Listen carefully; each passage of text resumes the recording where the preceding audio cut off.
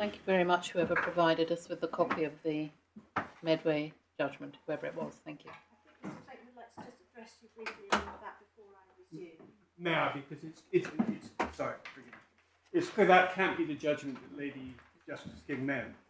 We haven't found a judgment where Sir Mark Potter expressed a view, so I just wonder whether, I imagine that your Lordship will reserve. I just wonder whether we'll have to deal with it perhaps afterwards. I don't know. Well, we can discuss that later. Certainly. Thank you. Yes. First of all, I'm conscious now, having looked at the time, that I have overrun, and I wonder if the court will indulge me just for a short period to finish off the points I've made about section 97. I'll try to gallop through them as quickly as is appropriate. Well, you should have a little bit more time because Mr. Clayton was short. As regards the question of section 97(4) and the interpretive obligations on the court through section 3 of the Human Rights Act. Yes. First thing I want to say is it doesn't matter whether Clayton was overturned or not, because it was correct, and it doesn't matter either whether Clayton was overturned or not for the purposes of looking at Webster, because Mrs Justice Lieven, as he then was also correct in the interpretation that he gave section 97(4). Without the read-in words that both of those authorities suggest should be read in, the provision is clearly potentially incompatible with convention rights. And of course, section 6 duties of public body to respect those rights and hold them in balance with minimum interference.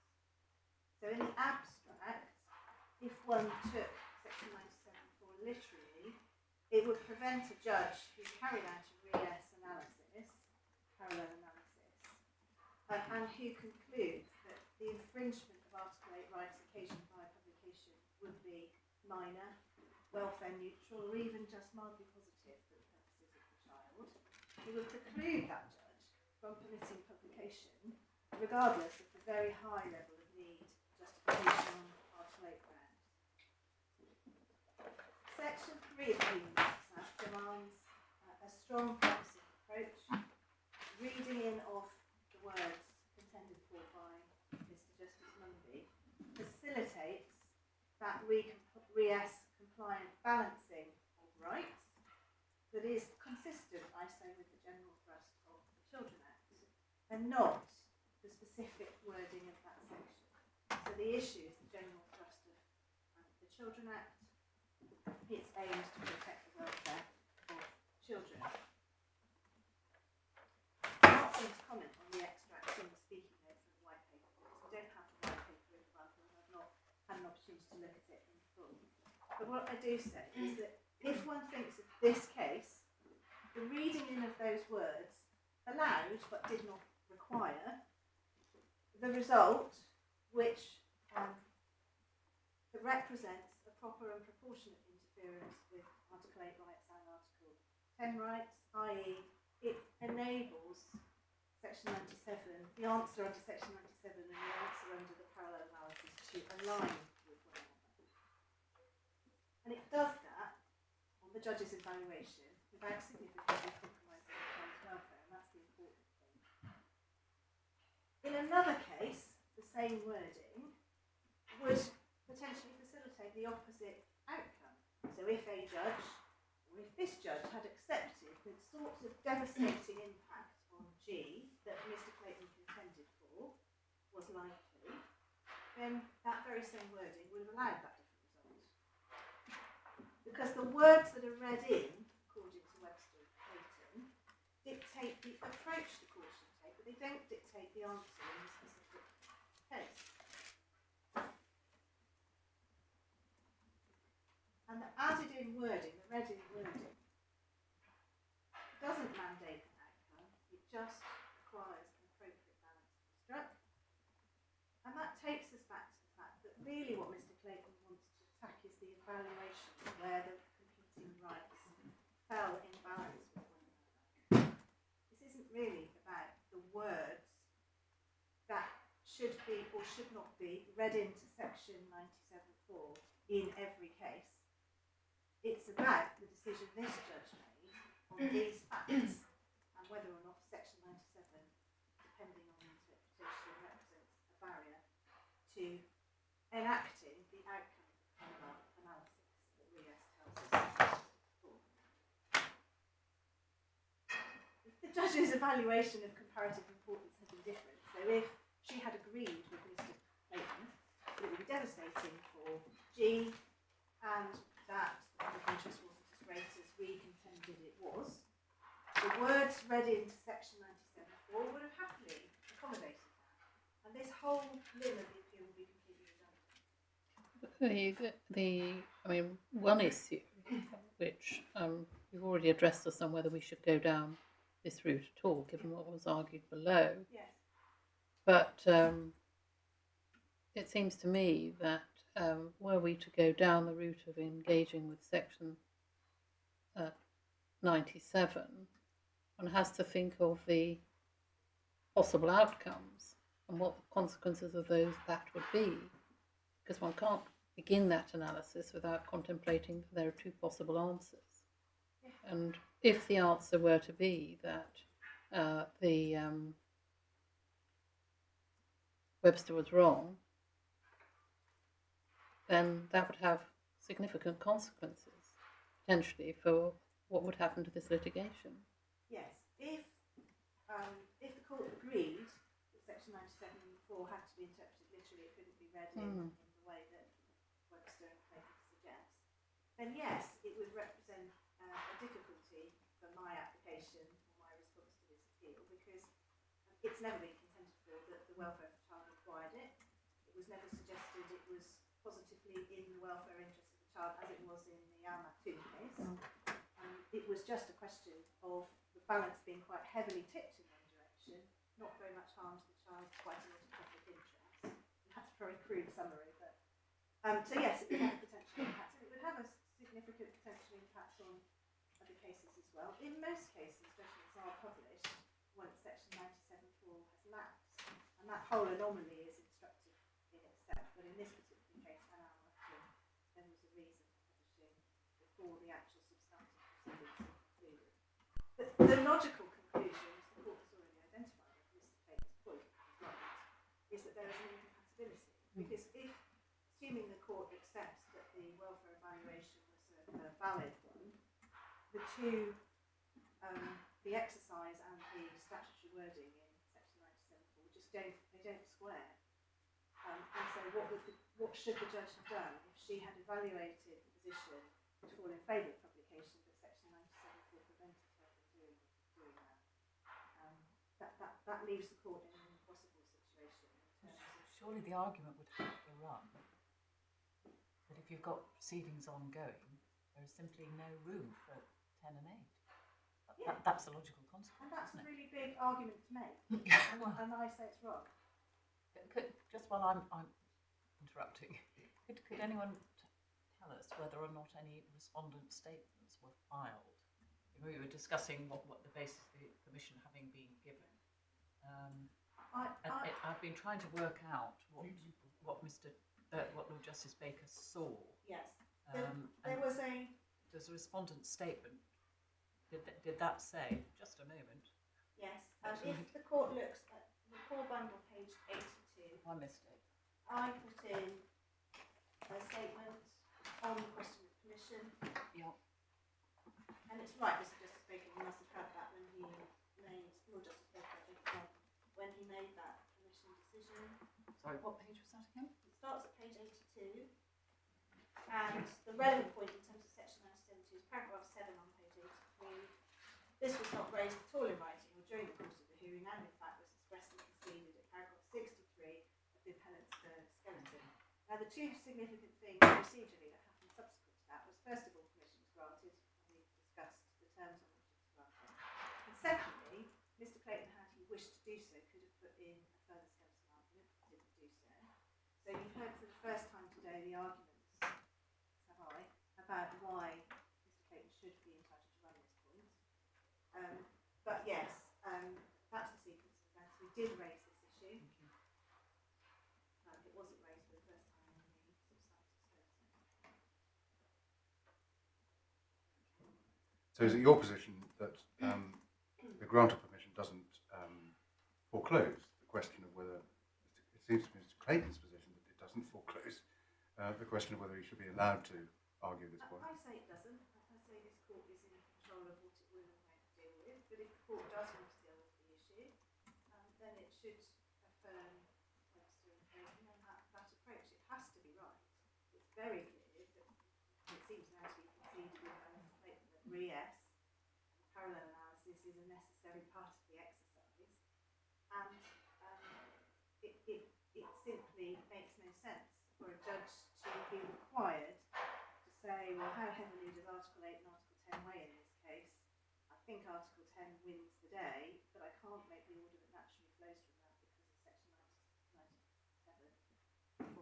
But I may be able to a week on Tuesday when the proceedings. But I might be, yes, I might be at some point in the future when potentially it has more significant adverse consequences for the child than if I did it now. So that's what I say on that point. Probably if it assists the court, and I don't want to trouble the court if it's not necessary, I can deal with the two other authorities that are relied on as in some way comparable, the Starred Care Plan case and what I think Mr Clayton referred to as the Rapeshare case, RNA. But I don't know if I need to trouble the court. I think we understand that. So I think that probably concludes what I want to say about Section 97. May I briefly, before I sit down, address the court on this question of what's been called ancillary matters. At paragraph 92 of my skeleton argument, I identified that Ms Tickle, as part of what she wants to write about this case. Before you begin, let me just get the paragraph. Did you say page? Yes, page 108. Oh, sorry. Page 108.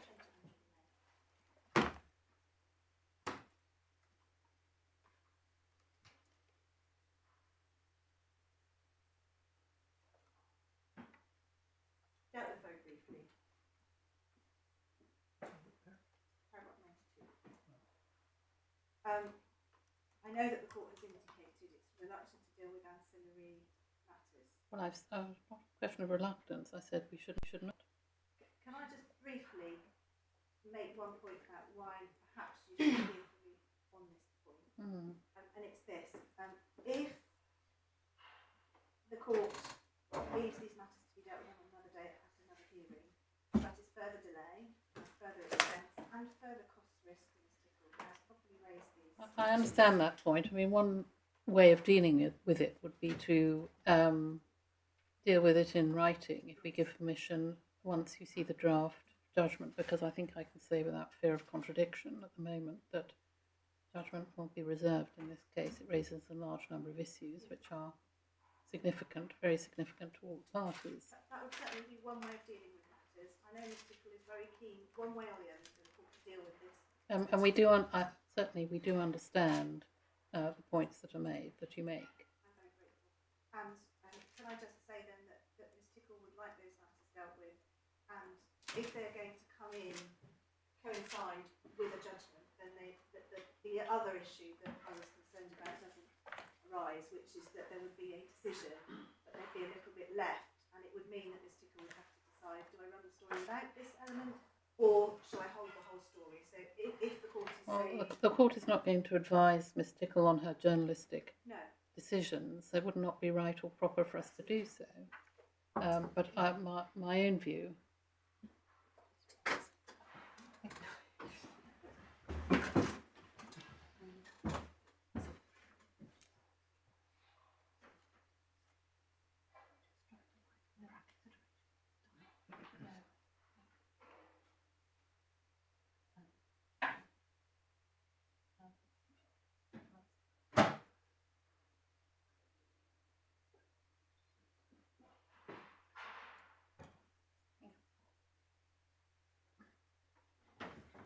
Well, luckily my colleagues agree with me. I think the most sensible course, we've got the point, you've raised it in writing, we understand the submission that's made, we understand the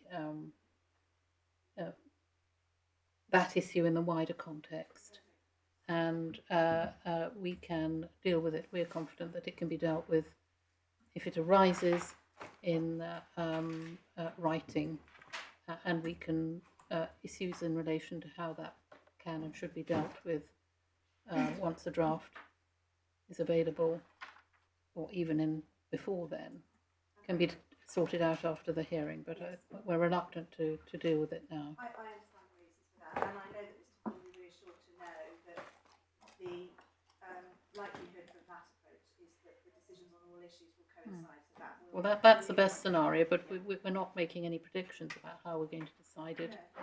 But we certainly, it would be far better if there could be one hearing rather than two. I respectfully agree. Of course, these issues fall away anyway. Those conclude my submissions, unless there are any particular points I can assist with. No, thank you very much, Ms. Reid. Right, who's next?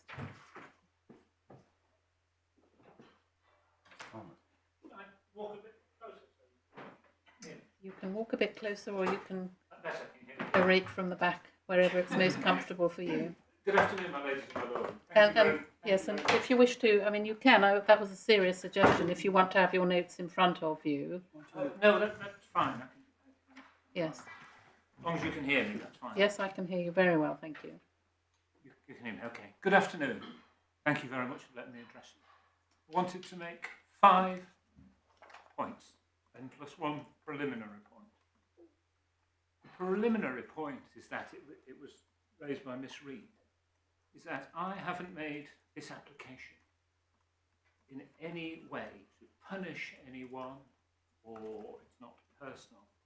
I'm simply trying to do my job as a journalist. My aim generally is to report things that someone somewhere doesn't want reported. I simply want to tell the governor what one of their governors has been found to have done. Nothing more. I want to make that clear. The other point I think this case raises is that I think it's a matter of public interest that women across the country should know that someone in the mother's position has suffered as she is. Those are the only 2 reasons. Well, I'm conscious that you're not a lawyer, but you're almost a lawyer, to the extent of your experience in these matters, and you obviously have going to be extremely careful, perhaps a little bit more careful than you've been so far, to keep within the parameters of the order that has been made. I did try to use the word governed. Well, I think we shall move on. So the first point I'd want to make 5 points. 3 of them are general points and 2 relate to the appeal. So the first point is made that I'm deliberately sitting in the press box and I'm deliberately representing myself. It's not because the Press Association is mean, and I have had offers to that. And I'm trying to make the point that initially I was the applicant and here I'm the respondent, but actually all I am is a reporter trying to report a court case, as reporters do day in, day out, up and down the country. And I feel if a reporter trying to report a court case needs the help of counsel, then there is something too complicated about the system. And I think that's something that ought to be thought through. There are procedures in place for reporters to report family court hearings. That's all I'm trying to do. So I appreciate that I'm, just a third-rate hack in a sea of first-rate lawyers, and I appreciate that in reality I'm not going to comment on that. I appreciate that in reality I'm not going to be able to help you with the detail of the argument. But that's the deliberate choice I've taken to make that point. Brings me on to my second general point. Yes. This case has troubled me in the fact that someone in the father's position can be featuring in a private family court case, and the press have absolutely no clue at all about it. They have no way of making an argument, let alone reporting the case. And I feel that issue has to be addressed. There has to be some way of alerting the press to the fact that people such as the father and such as the mother are featuring in private family court cases, not necessarily to report, so that simply arguments can be made. There is clearly in this case a good argument to be made for identifying the mother and father, because we've won one round of the argument. It troubles me, for example, that the local newspaper isn't here. The local newspaper should really be the reporter's no way of knowing. But the mother and the father, who feature heavily in their coverage, are here. I think that's something that has to be addressed in the wider issue. How are we to address these issue report cases if we have no clue? The third point I would make, again, Miss Reid has referred to, is the time it's taken. It's almost now a year since I first raised this point. In that year, I've aged a decade. I don't know anyone else. But I think it's too long. And I think there might be a practical solution to consider. But once the case was transferred to the High Court, it moves very quickly. I wonder if someone should think about the possibility of when these issues are raised about figures such as the father by the press, they shouldn't stay in the lists of busy family court judges and be tacked on to the end of cases. They should be dealt with. It's too long. News is perishable. Justice delayed is justice denied. And it's taking too long. I have to say it's not affecting me financially. I'm getting paid wherever. I'm not like Miss Tickle. But I still think it's too long to have to wait. Let's move on to now points onto the appeal. I don't understand the point that the father is making about the identification of the child. We've always accepted, it's plain in my view, that the child is going to be identified. And when me and Miss Tickle began this process, it was clear that we weren't running down an empty track. There were two enormous hurdles in the way. Reporting it would identify the mother, the victim of sex abuse. Reporting it would identify the child. That was in the forefront of our mind from day one. We're not just reporters, we're ordinary members of the public, and we're parents. And our forefront of our mind is not to cause this child an iota more harm. And I cannot see how Mrs Justice Lieven didn't consider the points about the identification of the child in every possible way. I even suggested that I thought I'd be able to report this case without making any reference to the child. And I have done that sometimes in similar cases.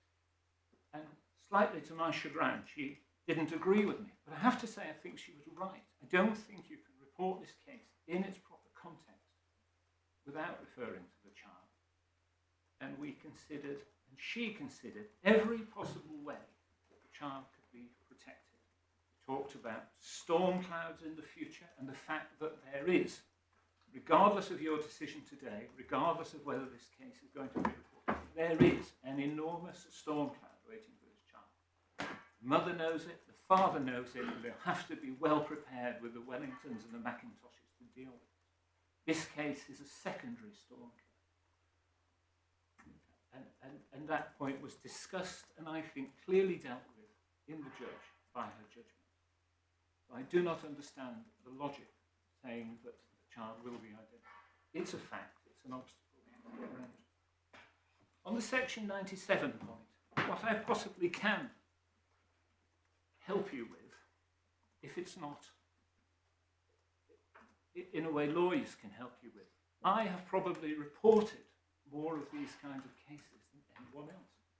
Now, I was slightly surprised by the point that was raised, because my understanding is we have regularly reported cases in the time I have been covering family court, which is probably about 7 years, in which children are identified by jigsaw identification, and in which judges consider the Article 10 and Article 8 rights, and in which children's proceedings are continuing. I can think off my head of 2 cases before my Lady Justice King.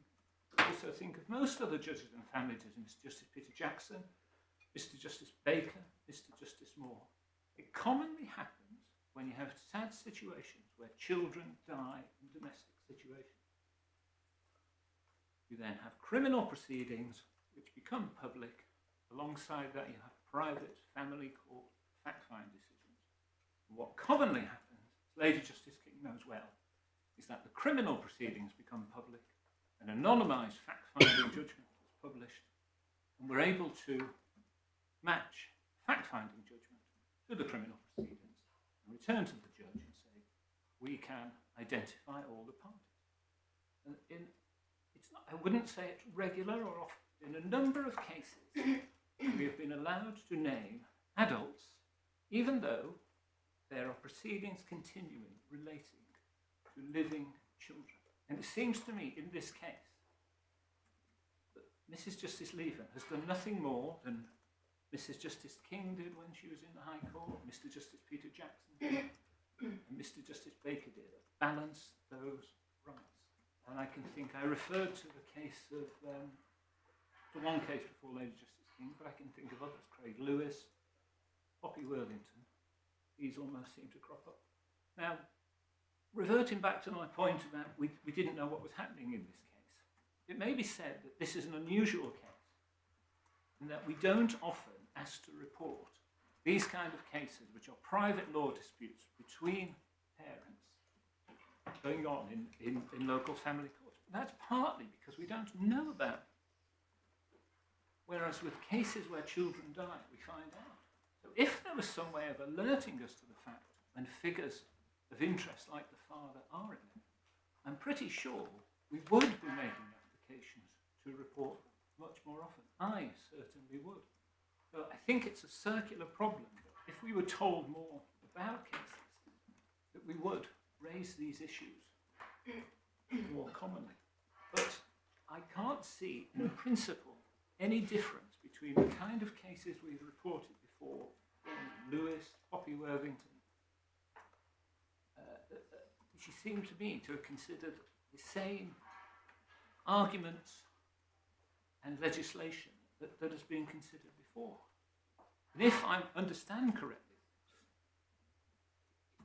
if this appeal succeeds, it will limit the amount of reporting the press can carry out. I mean, I wonder if it will it lead simply to only reporting private law cases when children go missing, when judges have to make public appeals? Will it limit it to those kind of hearings? And that would seem ironic, because the President has just announced a transparency review to be able to report more family courts. It would be ironic if the outcome of this decision was that we could report less. I'd also just make a point on the Section 97, on the Children Act point, a similar point to what I made to Mrs Justice Lieven. In this case, if this appeal succeeds, there is only one winner. The victim will not win. The victim wants to be identified.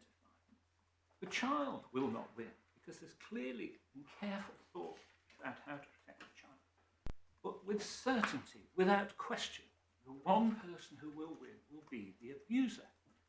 Now, let me ask this general question. If you could call to give evidence now, everyone who ever had anything to do with the drafting of the Children Act, every politician, every lawyer, every civil servant, and you could ask them the question, was it ever your intention when drafting the Children Act to create a situation where the abuser could triumph over the abused? I suspect the answer would be no.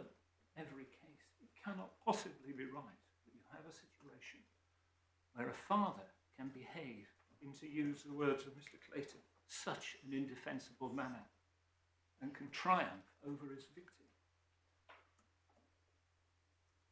Just to conclude, I'm trying to look at it, trying to give you the position, only a reporter, an ordinary person, the bus passenger. And I think the ordinary bus passenger would say that all the points the father has raised in every stage of this litigation, I don't think he'd quote a lawyer. I think he'd quote what a young woman once said to a lawyer. I think he'd quote the words of Mandy Rice Davis. I think he'd say, well, he would say that, wouldn't he? And I think on behalf of all those bus passengers who cast their votes every 4 years, you should dismiss this. If I can be of any more help, answer any questions, I shall do my best. Thank you very much, Mr. Palmer.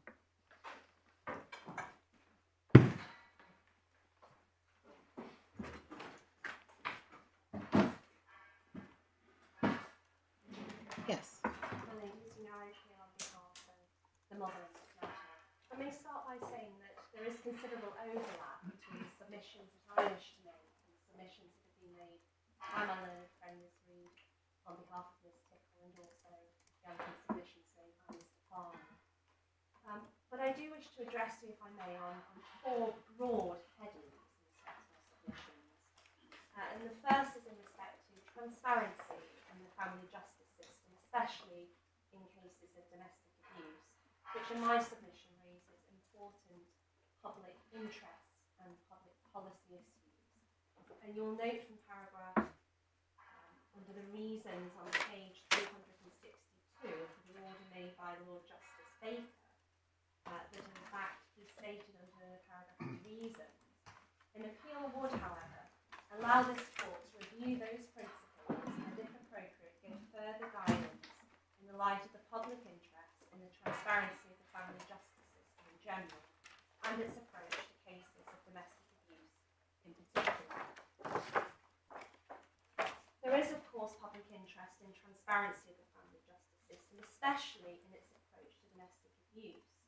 And indeed, in the judgment of Her Honour Judge Willis Clark, she dealt with exactly that. She dealt with very serious findings of rape, domestic abuse, and coercive and controlling behaviour. And she did so, if I may say, in an exceptional manner, particularly when looking at a pattern of abuse, which the case of HN and others, the Court of Appeal decision this year, noted the importance of judges standing back and looking at whether there is a pattern of behaviour, rather than looking at allegations in a vacuum or as isolated incidents. I may turn please to the decision of Mrs Justice Lieven, which is set out at page 38 of the core bundle, just to further highlight this point about the public interest. Paragraph 55. Just give me a moment. Give me that reference again, would you please? Paragraph 55, and it's page 38 of the core bundle. Thank you. Yes. Further, there is significant public interest in issues concerning domestic abuse and how it is dealt with within the family courts, being openly discussed and debated in as fully informed way as possible. I may now turn to paragraph 51, which is at page 37 of the core bundle.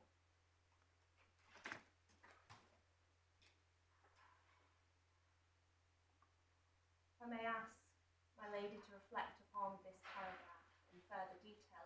It is a particularly powerful in the way that Mrs Justice Lieven has threaded in the importance of family courts being transparent, particularly concerning judgments and the publication of judgments where findings are made of domestic abuse, including coercive and controlling behaviour, where they have not been challenged on appeal. Of course, the case of H&M, which I've referred to, involved an appeal of 4 decisions, 3 of which were upheld on appeal, and they concerned the way in which women were treated or the way in which the family courts addressed their allegations of rape, domestic abuse and coercive control. And arguably, and certainly as set out within Mrs Justice Lieven's judgment, there are concerns regarding the confidence that women might have in the family justice system, and that is why transparency is so important. Well, it also raises the what's in a name, which is perhaps not a happy moniker, but it's the one that's been applied to this argument, which is the intrinsic importance of the public being able to see the full picture on important, or as full a picture as possible on issues. It was Lord Rogers' phrase. But I think that's what is being touched on in the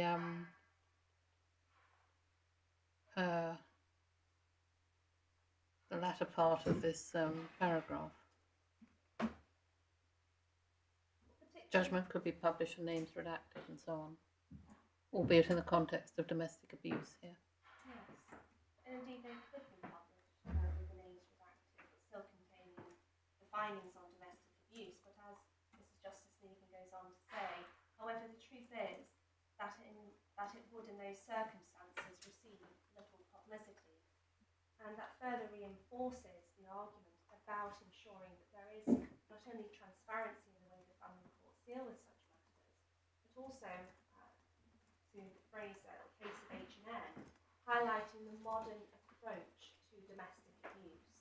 In a case which is likely to receive, if indeed the parties' names are attached to the judgment, quite considerable publicity.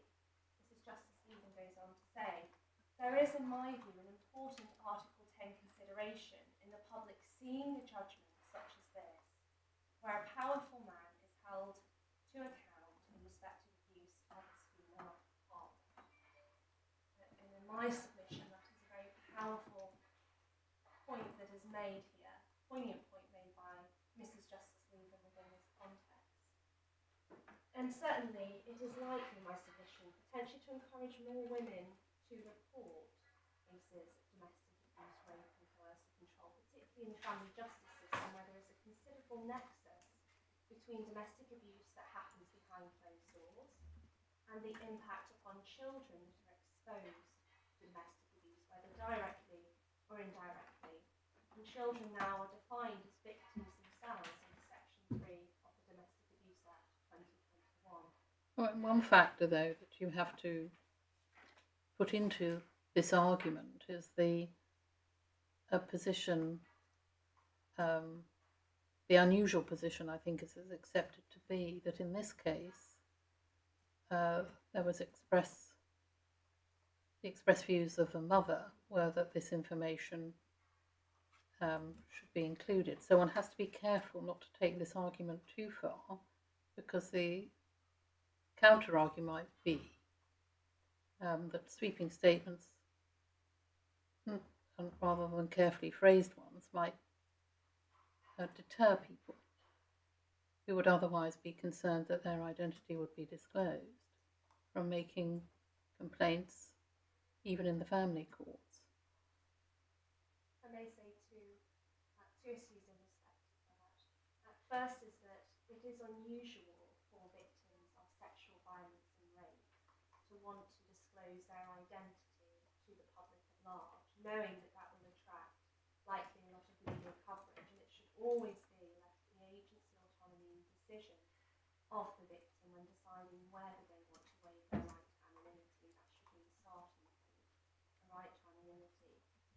But secondly, I think that any member of the public, likely reading this judgment and likely seeing the media attention that it has attracted, will note the severity of this particular case and the caution that the courts have adopted when deciding whether the party's name should be attached to the judgment when it is published. It's certainly not being doubtfully likely to have one decision by Mrs Justice Lieven on appeal now before the Court of Appeal. How likely is that to happen in other situations where the parents are not who they are in this case? But I think your position is the same as Miss Reed's, isn't Yes. it? That the agreement of your client is a necessary condition. Absolutely. In which case, one hardly needs all the rest of it. Yes. It is. It's always going to be necessary. There would not be, I don't think you'd say, that absent the consent of the victim, there would be a compelling public interest or Article 10 consideration which would say we must hold this man to account for his abuse of his powerful position, notwithstanding the impact that might have on anyone else. That just wouldn't wash. No, it wouldn't. It doesn't wash in the criminal courts. It shouldn't wash in the family justice system and any other courts. It should always be guided by the decision of a victim. It is their life story and it is their right to self-identification and self-determination. It is not the right for the state or anybody else to make that decision on their behalf. Well, does it go quite that far? That's stage one.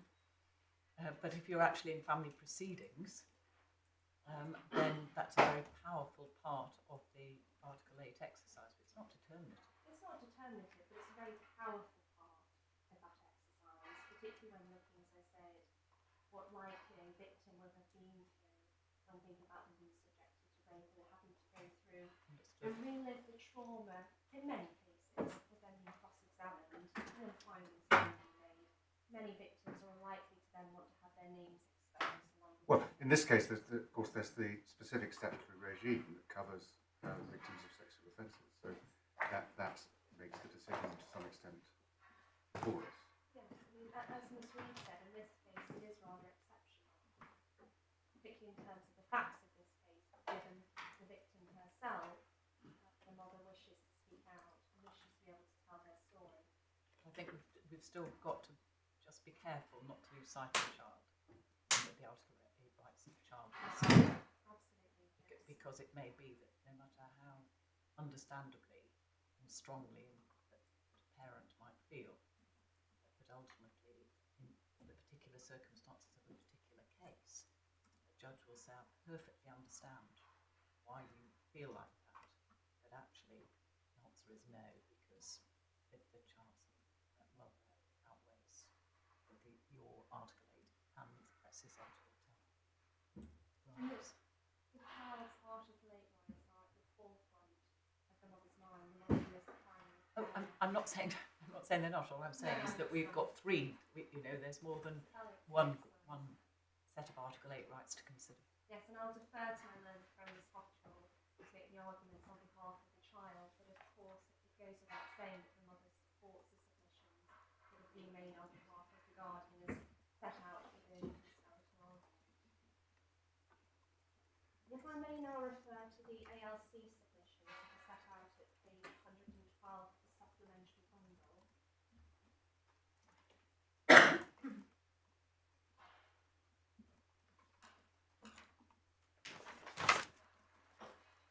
I'm sorry, which page did you say?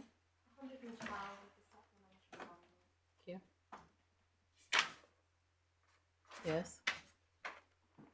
Under paragraph 33, practical suggestions, the mother endorses the suggestions that are made by the ALC, particularly taking into account part of the transparency review, although I accept that they did not have the opportunity to read in full detail the transparency review or digest it to the extent that it is fully considered within their submissions. Nonetheless, there are very important observations that are made within their skeleton argument, particularly concerning the transparency of how the family justice system addresses such cases and allegations, notably the importance of judgments being published, judgments following fact-find hearings, so not just publishing decisions that have gone wrong, want of a better expression, where there's been an error in law, procedural irregularity, but showing the public and improving transparency, and also perhaps on the practitioners, how those allegations are addressed in the courtroom. It is a very dynamic process to look at the way in which allegations are pleaded, how the evidence is given, and then to reach a very considered judgment, often on what can comprise a relationship over many decades sometimes a short relationship, sometimes domestic abuse will have been a pattern of behaviour from its inception. It's quite a complicated, complex process when formulating that judgment. And Irana Judge Will has crafted, as I've already said, an exceptional job in being able to pull together all of the aspects of the father's life prior to meeting the mother, and then continuing both post-separation, when the mother said that the coercive and controlling behaviour continued and findings were made to that effect. It's important when standing back to acknowledge the importance of ensuring that anonymised judgments are made available to the public. Ms Bradman, I appreciate that no one really had time to absorb the President's transparency review. But most of these practical suggestions, or many of them, are within the transparency review. You'll now have had an opportunity to look at it. I mean, surely given that the President was very clear that these are matters, for example, as you rightly say, the importance of more judgments being published, I think he gave a percentage, 10% of that, and how that was going to be managed. But surely that's not for this court to start giving guidance or saying the following practical matters should be dealt with. Surely for this court is to endorse the importance of transparency as reflected in the transparency review, which will then lead to whatever changes are deemed to be important, which may, of course, be included in rule changes, which we can do nothing about. And I understand the limitations of that. I invite my lady to reflect upon the transparency review and the important recommendations by the ALC in endorsing the necessity of transparency in the family justice system, particularly concerning domestic abuse cases. I fully accept that when it comes to rule changes or adopting recommendations for the transparency review, that is not for my lady. But I note that the comments made by Lord Justice Bacon, the reasons that he gave for granting permission to appear, and then wish to draw this. Which was before the transparency review, so of course he didn't know what was going to be in it, or even, I don't think then, what date it was to be published. I may be wrong about that. No, so I think it was last Friday. No, I meant Lord Justice Yes, Baker would have known when they were going to be published. Yes. Rather timely publication. Moving on to the second heading, which I've already touched upon, the mother's right to self-determination and self-identification in this particular case, on the facts of this case, which in my estimation is relevant in some respects to ground 3, as set out by Mr Clayton, whether the judge erred in giving precedence to Article 10 over Article 8 when balancing the two articles. And as part of that balancing exercise, it was right for Mrs Justice Lieven to balance the mother's Article 8 right and Article 10 right as an individual to decide what information about herself should be communicated to others and under what circumstances. Mrs Justice Lieven deals with this in some detail at paragraph 33 to 37 of her judgment, which is at page 54 to 55 of the full bundle. So I may take you to page 54 of the full bundle.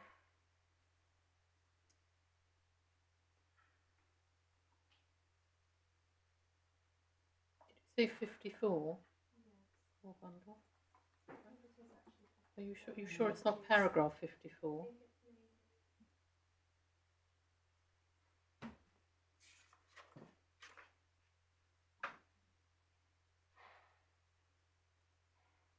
Yeah, page 38. Page 38. Thank you very much, Ms Reid. Yes, thank you. It's paragraph 54. Yes, actually, forgive me, but I was going to refer you to paragraphs 52, which is at page 37, Right. wherein Mrs Justice Lieven refers to the case of Warby, as explained by Mrs Justice Monday, I suppose it was. Yes. The level of the interference in the mother's rights should not be underestimated. The mother says that she feels that having been subject to coercive control by the father, she is now being silenced by his resistance to the judgment being published. For women who have been subject of domestic abuse to be unable to speak about their experiences, including their experiences through litigation, must often be extremely distressing and may in some cases be re-traumatizing. Can you help me understand this? There's reference in the judgment to the mother as a fallback, making information public herself. I'll put it deliberately in that very general way. As I commented earlier, I don't think there's any evidence here. So all we know about what her intentions, actual or contingent, might be is what you tell us on her behalf. I was a bit puzzled about the restriction implicit in that paragraph on what she thinks she might do, because obviously she can't publish the judgment unless the court says she can. But your point is that she has experienced these things. Yes. And she claims a right to say that, at least, regardless. So what is her position? Does she say she is constrained about speaking about her experiences at all because the court has not authorised the publication of the judgment, or what? Well, yes, of course, the starting point is that she would be restrained from speaking about what has happened to her in the family court process and how she experienced it. No, but I'm talking about what happened to her before she got involved in the family court process, which was then, that's information about things that have happened that have nothing to do with the family court process. All sorts of people have all sorts of experiences in life, and then they end up in court. Yes. And this was one of the reasons I thought that we might have a look at Rhodes, because that's a case which is entirely outside the family court process, in which the father wanted to publish an account of his own experiences, the publication of which was said to be extremely harmful and alleged to be intended to be harmful to the child. And the Supreme Court said, well, there's nothing you can do about that on behalf of the child, because that's his right to speak the truth, not his truth, but the truth about his life. So I'm just trying to understand your client's position in relation to that. Well, she would be able to speak about the abuse that she says she suffered. In fact, the court found that she had suffered, so rape, domestic abuse, and coercive and controlling behaviour. But she would be restricted from speaking about her experiences of the family court system. Whilst the proceedings are ongoing, she wouldn't be able to share that publicly, apart from in her particular position, which is somewhat unique. I don't think I can say more than that given the restriction. Right. All right.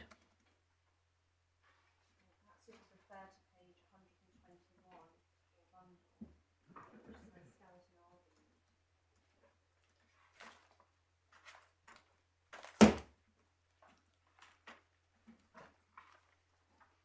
The third sentence of paragraph 30. Sorry, page. Page 121 of the core bundle, paragraph 30. Thank you. And the third sentence.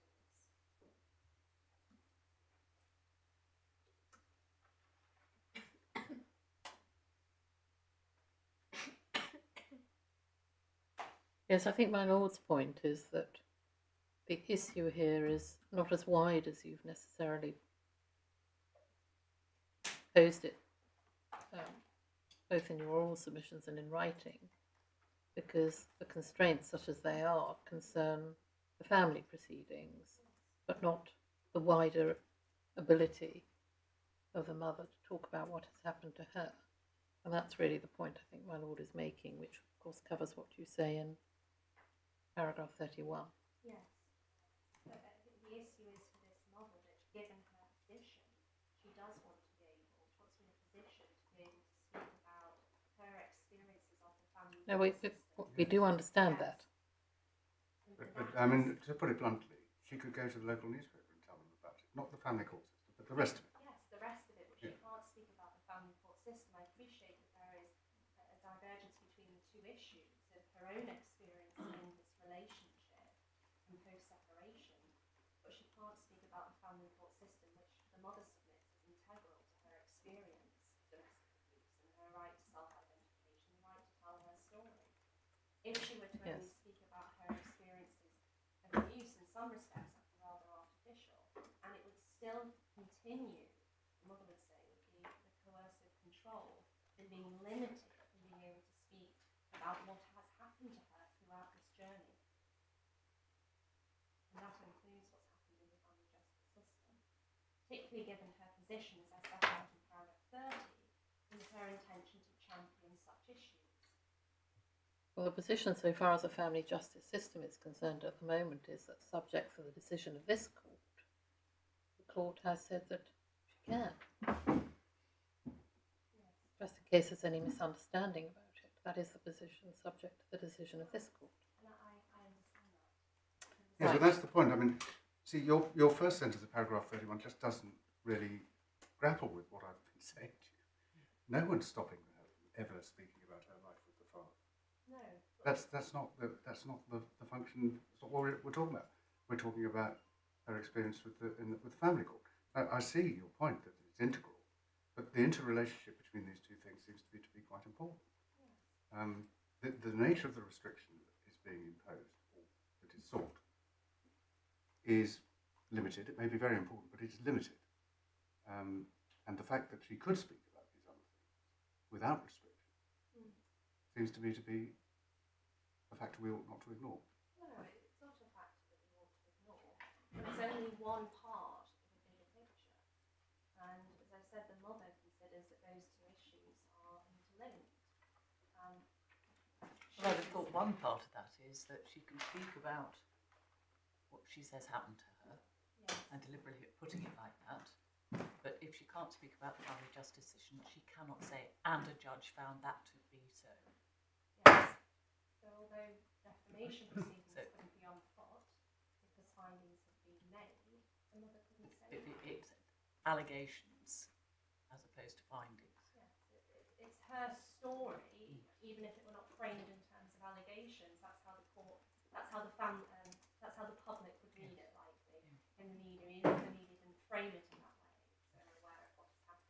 I'm conscious, Miss Raven, that we've been interrupting your submissions, but we have to keep an eye on the time. So I know there's a lot Sorry, of that's ground. my fault. I do apologise. They are important. No, I understand that, but I think we're still on your preliminary points. Forgive me. So I think we need to move on.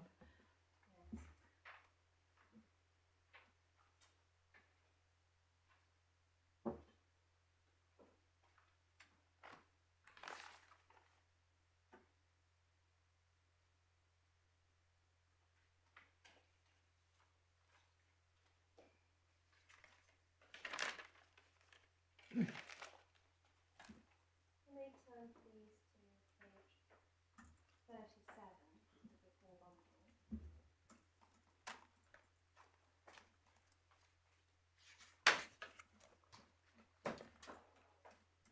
Yes. Paragraph 53.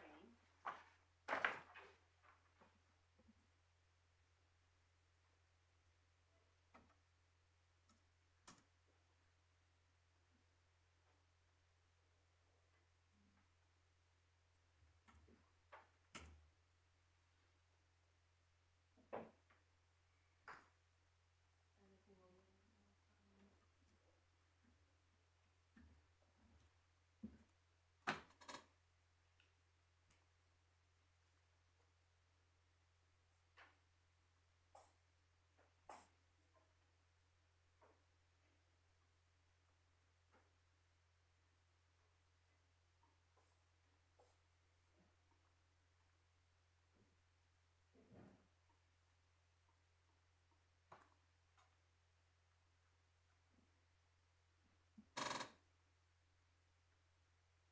I think you were in the middle of dealing with your 4 broad headings. Yes, I'm on the heading now, moving on to the consequence if publication is not permitted with the party's names attached.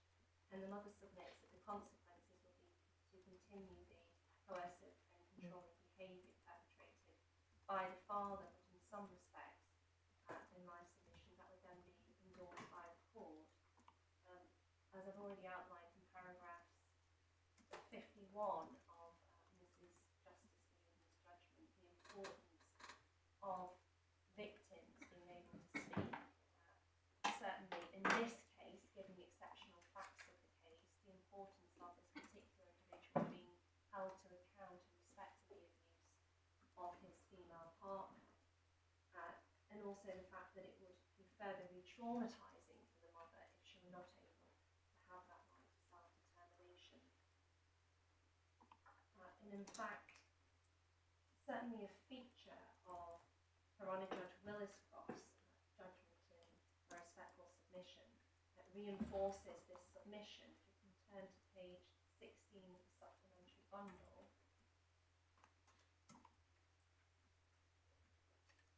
It's paragraph 6.25. Which document is that? This is the judgment of Her Honour Judge Williscroft. Oh, thank you. Yes. It starts, the sentence that I'm referring to is the penultimate sentence. It starts, she told the court. Yes.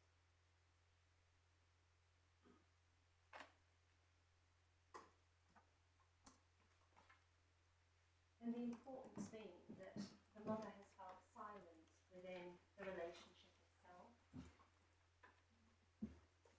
Silence within an abusive relationship, and there is real concern here that the courts would continue that silence of her. Whilst I accept that the mother can speak about the abuse generally within the media, she can only speak about it in terms of it being reported, alleged, but not that there are findings made by the family justice system and how that process for her unfolded.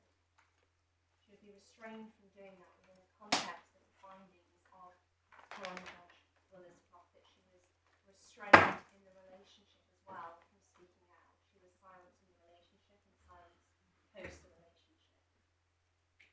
And in my submission, this is a further attempt to silence the mother, and it must be viewed, this application must be viewed through that prism.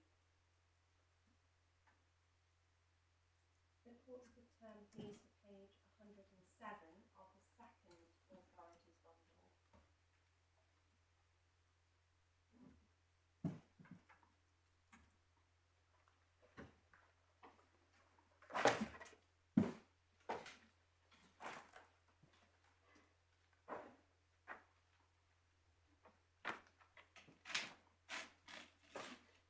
What are we looking at here? This is practice direction 5J, and I'm looking at paragraph 37, subparagraph C. Yes. In every case where a finding or admission of domestic abuse is made, or where domestic abuse is otherwise established, the court shall consider the conduct of both parents towards each other and towards the child and the impact of the same. In particular, the court shall consider C, whether the parent is motivated by a desire to promote the best interests of the child, or is using the process to continue a form of domestic abuse against the other parent. And there are real concerns. I'm sorry, you're going to have to help me. What is the context of this practice direction when determining whether to make child arrangement orders in all cases where domestic abuse has occurred? That's the context here. Yes. And one looks at 37C. In relation to child arrangements. Yes, I appreciate that it's in relation to child arrangements and it's considered within that context, but it's relevant insofar as within cases of domestic abuse, the court considers generally motivations by either parent, there have been findings of domestic abuse, whether they're promoting the interests of the child or continuing potentially a form of domestic abuse against the other parent. And that was one factor that Mrs Justice Lieven took into account, the importance of being slow in all cases, for the courts to be used as a means by which one parent seeks further control over the other, particularly where there have been findings, as in this case, of coercive control. So I think perhaps I'm being a bit slow. Is it your submission that this application, this appeal, is being used as a form of domestic abuse? Motivated? No, it's been used as a further example of coercive control, yes, by preventing the mother from being able to speak out about the abuse in connection with what she's experienced in the family justice system, yes. That is the mother's position. And the court should be very slow in such cases to indulge the father in being able to further make those submissions. Well, if the court, whatever decision the court would make, would be based on the evidence that's placed before us and balancing the interests and rights according to law. And I understand that, of course, that the court would be taking an approach of balancing the competing rights of all the parties, particularly the child. And that the court exists to adjudicate between disputes. And obviously has to be conscious that its processes are not being abused. Which further reinforces the importance of transparency and making sure that judgments that concern domestic abuse, rape and procedural are published and are available to the public. Certainly the mother would submit that this application, particularly in the way that it has been framed, is in some respects misconceived. And that brings me on to my final head of submission, which is in respect to a response to the father's ground 4, which is that there is an error in law by publishing a finding of rape when X will be identified in ground 5, Roman numeral 2, that the judge failed to apply the principles of the European Court of Human Rights relevant to contact disputes. The father makes some bold criticisms of Your Honour Judge Williscroft's judgment, namely in respect of the rape finding. This, in my submission, was emotionally damaging for the mother to read. And if I may take you to page 77 of the core bundle, which is the father's skeleton argument.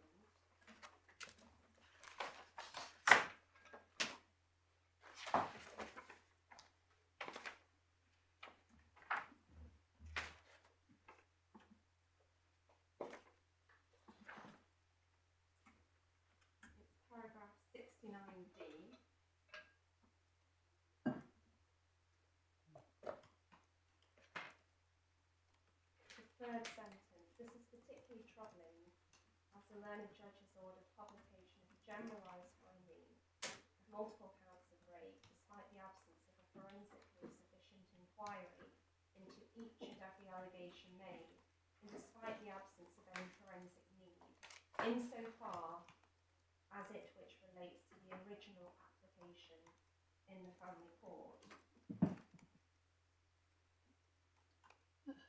What is the underlying point that you're making? The point is in respect to the father's ground of appeal. In essence, he's saying, well, there shouldn't be publication with the parties' names attached when it concerns a rape allegation.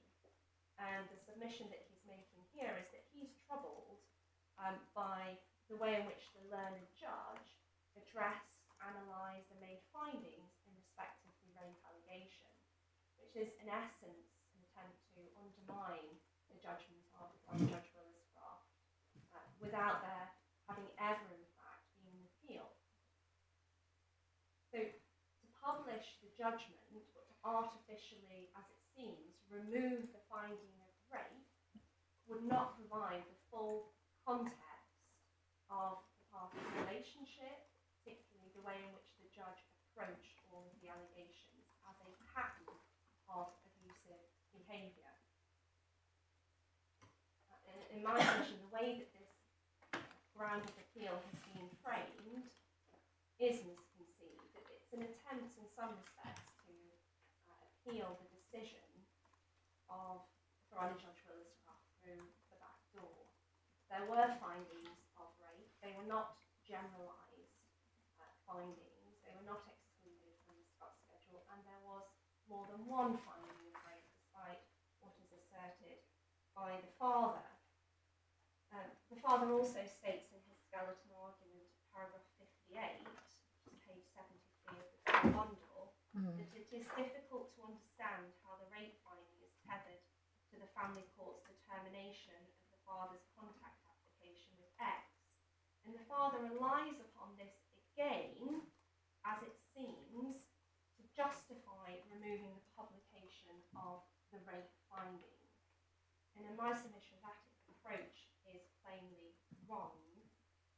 If I can take you to page 575 of the first authorities bundle.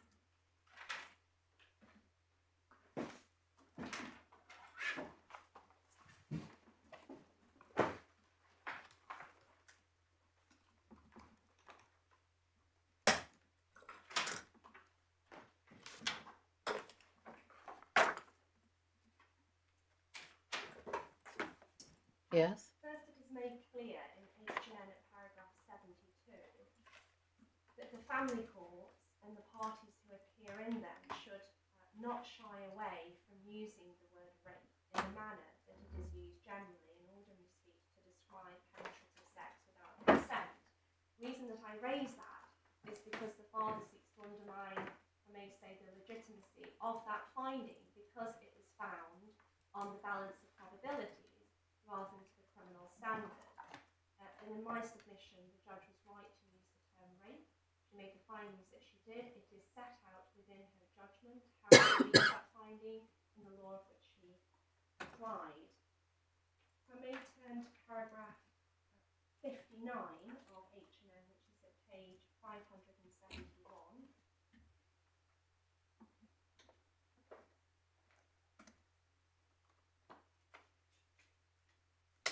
This is in respect to the father's round 5, Roman numeral 2, that the judge failed to apply the principles of the European Court of Human Rights relevant to contact disputes, notably that the finding of rape is not, or it's difficult to understand how it's tethered to the family court's determination of the father's contact application. Paragraph 59 of H&N states, any other more specific factual allegations should be selected for trial because of their potential probative relevance to the alleged pattern of behaviour and not otherwise, unless any particular factual allegation is so serious that it justifies determination irrespective of any alleged pattern of coercive and or controlling behaviour, in brackets, a likely example being an allegation of rape. In my submission, the suggestion that's made on behalf of the father, again, that the finding of rape should be removed, it's not relevant in respect of the Children Act matter. It was found on the balance of probabilities, and in some way the finding is generalised and therefore shouldn't be published, is wrong. It's contrary to H&N. Very considered judgment. It sets out the relevance of a finding of rape or even an allegation of rape in respect of the risk that could potentially be posed to a child in having contact with a parent who is found to have been a perpetrator of such rape. And it is important that the public are able to understand the nexus between the two, a finding being made and the relevance of that to a Children Act matter.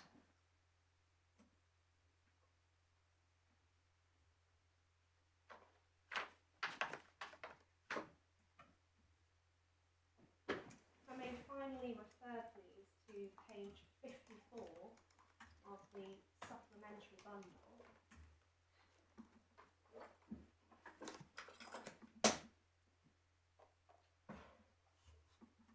Yes. Paragraph 16, these are the submissions that are made on behalf of rights of women.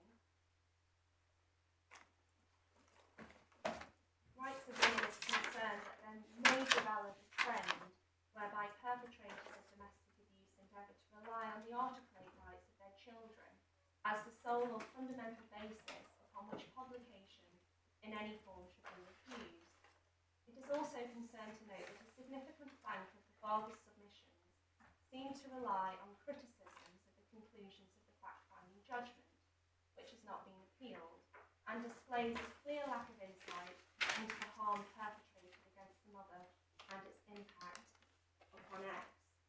And that is primarily the concern of the mother, that in essence the child's Article 8 rights are being used as both a shield and both a sword, in that the father is relying wholly upon the Article 8 rights of X in preventing the publication of this judgment with the parties' names attached. And the purpose being, particularly in my respectful submission, is to remove the finding of rape that the father is so fearful will eventually, potentially, be available for the public knowledge, will be available to the media, be available. People understand what has happened behind closed doors, and the father is using the child's Article 8 rights to prevent that from happening. My submission is the court should not entertain any attempt by the father to use the child in this way. Is there anything further that I can assist the court with? I appreciate I've had 30 minutes. Thank you very much. Thank you. My lady and my lord, I hope to be shorter than my time limit, because much of the ground that I would hope to cover has been covered by others. And you will know from our document, from the submissions made by others, that there was much common ground in the court below between the respondents, and there was much common ground before this court. Yes. What I propose addressing the court on is three issues which arise from our submissions, and you will no doubt have the opportunity to read our submissions, which appear at page 136 of the core bundle. The three matters which I'd like to address the court on is, first of all, the role of the guardian and the position of the guardian in the court below, and the position that the guardian takes before this court. Secondly, I will make very brief submissions, seeking to avoid points made by others in relation to the legal framework within which the decision was made by Mrs Justice Lieven. And within that, I'll address briefly the matter of section 97.4 and the argument raised by Mr Clayton. And then lastly, I'll make some submissions about the evaluative exercise which was undertaken by Mrs Justice Lieven. You'll understand that it is our global position in this case that the judgment of Mrs Justice Lieven is a model in terms of its exposition of the law, that she correctly applied the law, and she did so in relation to the facts of this case.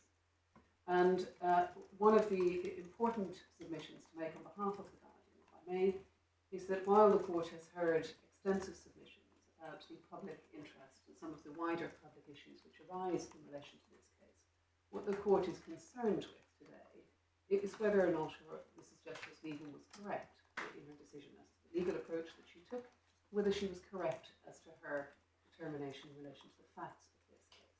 And so we confine ourselves, and the Guardian confines herself to the issues in relation to this child and this judgment. And that will be the focus of my submissions. Dealing then first with the issue of the Guardian's role in these proceedings. And it is important to make what I know are a number of obvious points because of the way that the father puts his case. It is central to the father's case that either in the court below that Mrs Justice Lieven either downgraded the importance of the child's position or that she ignored or overlooked the child's position. And that does not stand up on the reading of the judgment. But it's also helpful perhaps to remind the court that this judge had the advantage and the benefit of an independent guardian appointed under Rule 16.4. The role of the guardian in the proceedings at all stages is to provide the court with an analysis of her social work view as to the child's welfare best interests. And that is in relation to the substantive issues in the case, but also in relation to procedural issues which arose, and indeed this matter, the question of publication. Now the significance of that, of course, is well known to this court in relation to other cases, but the significance in relation to this case is that one can see and one can track through the judgment of Mrs Justice Lieven how it was that the Guardian developed her own thinking about the question of publication in relation to this particular child, and how her thinking in relation to publication evolved. It will come as no surprise to the court to hear that at one stage in the process the Guardian was against the proposal for publication. And it is a fair observation to make, if I may, that publication is very often counterintuitive for guardians because there is an assumption that publication is damaging to children, that it is embarrassing for children, that it raises the issues which the ALC has properly brought to the court's attention. And indeed that was the position that this Guardian took at one stage in the process, for many of the reasons which Mr Clayton has outlined. But on further analysis, the Guardian developed her thinking, and the Guardian reached the conclusion that she supported publication. A significant factor in the progression of the Guardian's analysis of the child's welfare best interests was the evolution of the mother's position, and the fact that the mother herself, the child's primary carer, supported publication. But also, the Guardian had the responsibility and the role, and this emerges in the judgment of Mrs Justice Lieven. The Guardian had the responsibility and the role to consider the direct impact of publication on the child and the indirect impact of publication. Direct as to the child's own lived experience, indirect as to the mother's capacity and ability to manage the consequences of publication and the knock-on effect of that on the child on a day-to-day basis, the mother being the child's primary carer. That is a common and central question that a Guardian has to consider and a court has to consider in any case where there is a question of risk to a child generally, but where a court is looking at the question of publication, it is the Guardian's role to assist the court in providing a welfare analysis on those two aspects. I make those points because what runs, a thread that runs through the argument put forward by Mr Clayton is that the court focused on the issue of impact on the child and was too reductive in its conclusion. When a court is considering the question of publication, it's considering not just whether publication should be permitted, but the consequences of publication.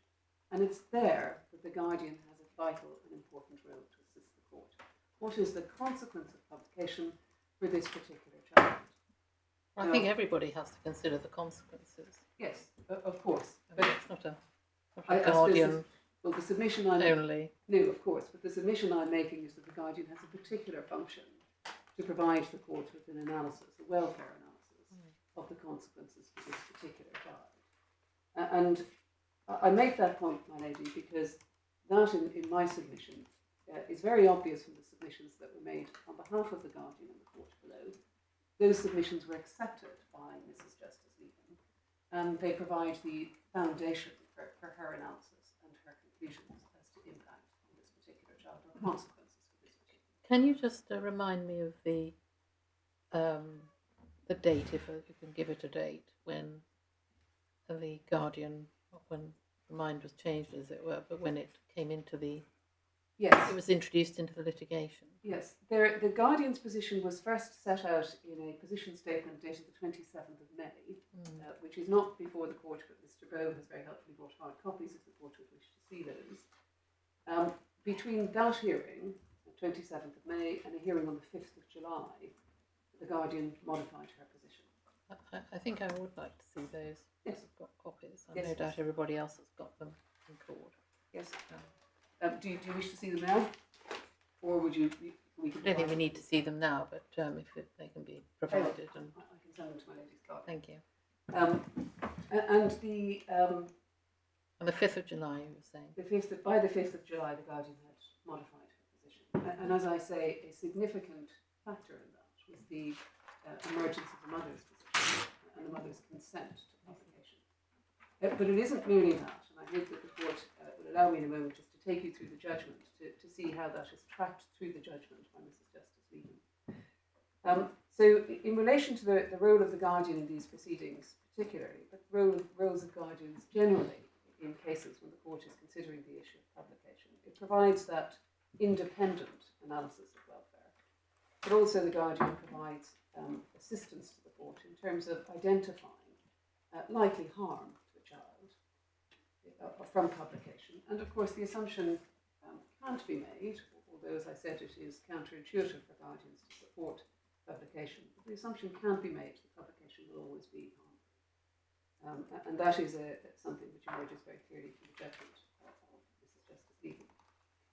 May I just signpost the court to a number of places in the judgment where Mrs Justice Lieven deals with the Guardian's position and sets out the evolution of that position. First of all, at paragraph 27, this follows from I'm sorry, I'm going to have to ask you, as everybody else. paragraph 27, and it's page Electronic. 32.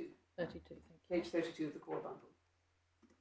Yes, paragraph 27. At paragraph 27, she begins her account as to the position in relation to the impact on G. And those are the positions of the parties, the parents. And you can see what is said there. I won't, for reasons of publishing restrictions, read that aloud. She then goes on in paragraphs 28 to 31 to set out the Guardian's position as it developed through the course of the proceedings, and the reasons given by Mr Bowe, who represented the Guardian in the court below, as to the change in position.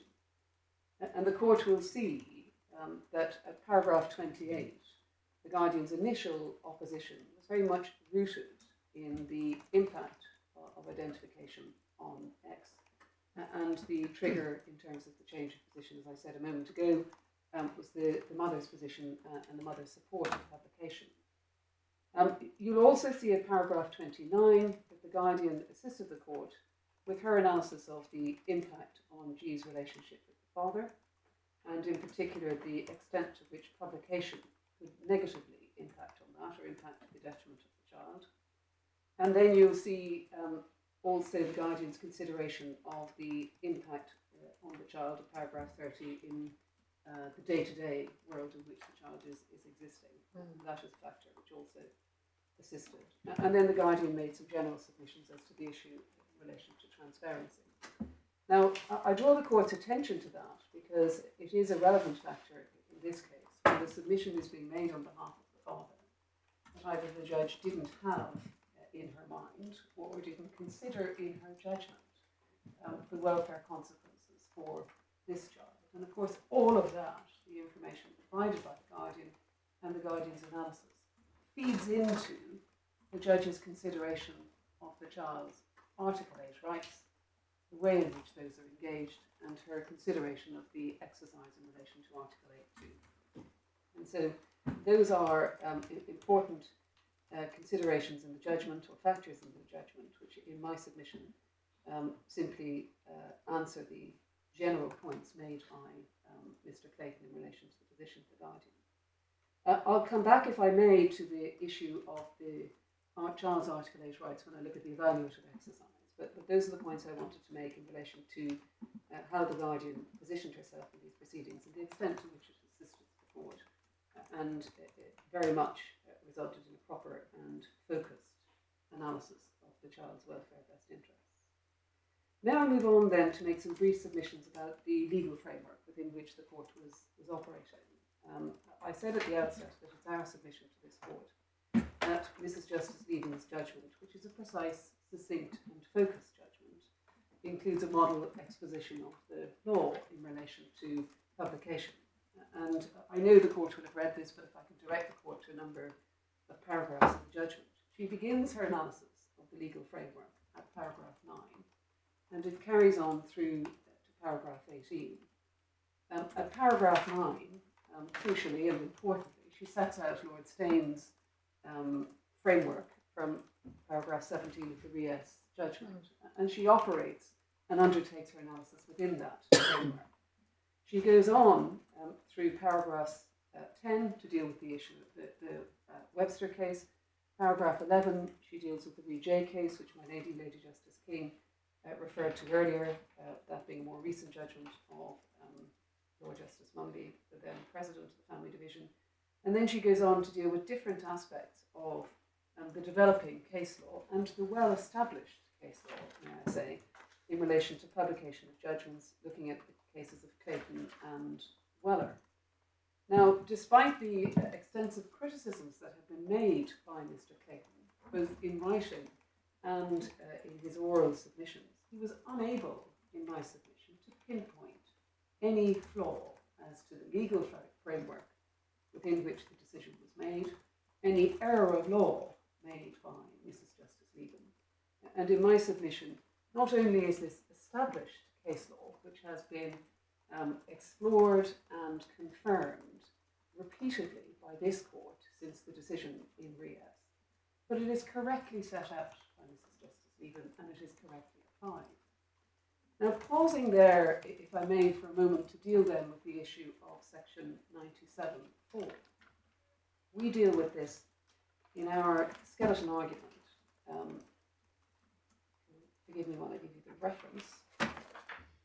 We deal with this in our skeleton argument under the heading as it appears in round 2, and you will find this at page 152, paragraphs 46 onwards. Now, we make the point that at no stage, and it's been made by others, at no stage in oral or written submissions before Mrs. Justice Lieven was there any suggestion that Webster was incorrectly decided. And that is a material fact which this court has to have regard to in exercising your case management powers and your decision as to whether he should be permitted to pursue that argument before this court. Until Mr. Clayton got on his feet this morning and handed his long and detailed speaking note, it was completely unclear to this court and to all of us in this court why it was that wasn't argued in the court below. And it appears that the explanation for that is that it was an oversight. But be that as it may, we say that either this court shouldn't permit Mr. Clayton to advance those arguments, or if the court is to allow him to advance those arguments, we deal very briefly in our skeleton with why he is wrong in his submission, that Webster was wrongly decided. And if I can direct the court in particular to paragraph 48 of our skeleton argument, or bundle, page 154, Yeah. We say, and I don't need to repeat these submissions orally, but we say that the Webster decision was correctly decided. It is open, and was open, to Mr. Justice Munby, as he then was, to read section 97.4 the way that he did. That is permissible under section 3 of the Human Rights Act. It is not an extension or an impermissible extension of the court's powers. It matters not whether he was applying obiter comments from Lord Justice Wall and Clayton, or whether he was making the decision afresh for himself. He was entitled to do so. And this court can have regard to the fact that, of course, Webster is a decision which has been repeatedly cited and relied upon at first instance and before the Court of Appeal. It is an interesting academic point that Mr. Clayton raises, but it is not a point in my submission which has any force and doesn't get off the ground in relation to the arguments that he's seeking to run. I'm going to ask you briefly to deal with the point which I hope I've raised with everybody else, Yes. which is the implications of Quite. the submission that we should deal with Yes. it, Yes, quite. which seem to me to be potentially, at any rate, quite important. Well, the implications are potentially catastrophic if the court was to take the approach that Mr. Clayton is advancing, because the suggestion that the prism through which this decision is to be made is a welfare prism has all sorts of consequences, not just for this particular case. This particular case, of course, it would require this decision to be set aside and the entire decision to be made again, and that, as the court has heard from others, and you need to hear from me in relation to that, would be extremely detrimental and unfair, not least to the child, but also to the other parties in the case. And this, Dr. Proudman and Miss Reid have addressed you on that issue. In relation to the wider consequences, Lady Justice King this morning raised some questions of Mr. Clayton, signposting or identifying the real difficulties here, which would be the disapplication of Articles 8 and Article 10 to this exercise, and the departure from the RES framework, which has been established and followed in cases now going back some 20 years in the family division. And it would effectively result in a situation where the argument that Lady Justice King was dealing with in the Al Maktoum case, that paramountcy should be introduced into this exercise to set aside or to triumph or trump over the RES framework, that would be the consequence. Well, there would be an interim step, though, because were we to conclude that the court had taken a wrong turn, as it were, in Webster, that might lead to consequences. The need to make a declaration of incompatibility, for example. Yes. And that's not before this court as an option. It's not before this court as an option, but also... I mean, quite apart from the other Yes. points you make, I mean, that is an intensely practical issue which is raised if we go down this road. So what is your submission as to the approach we should take? Well, my lady, we say there are two options open to the court. First of all, the court can refuse permission for this ground to be pursued at this hearing. And we say there are compelling arguments in favour of that.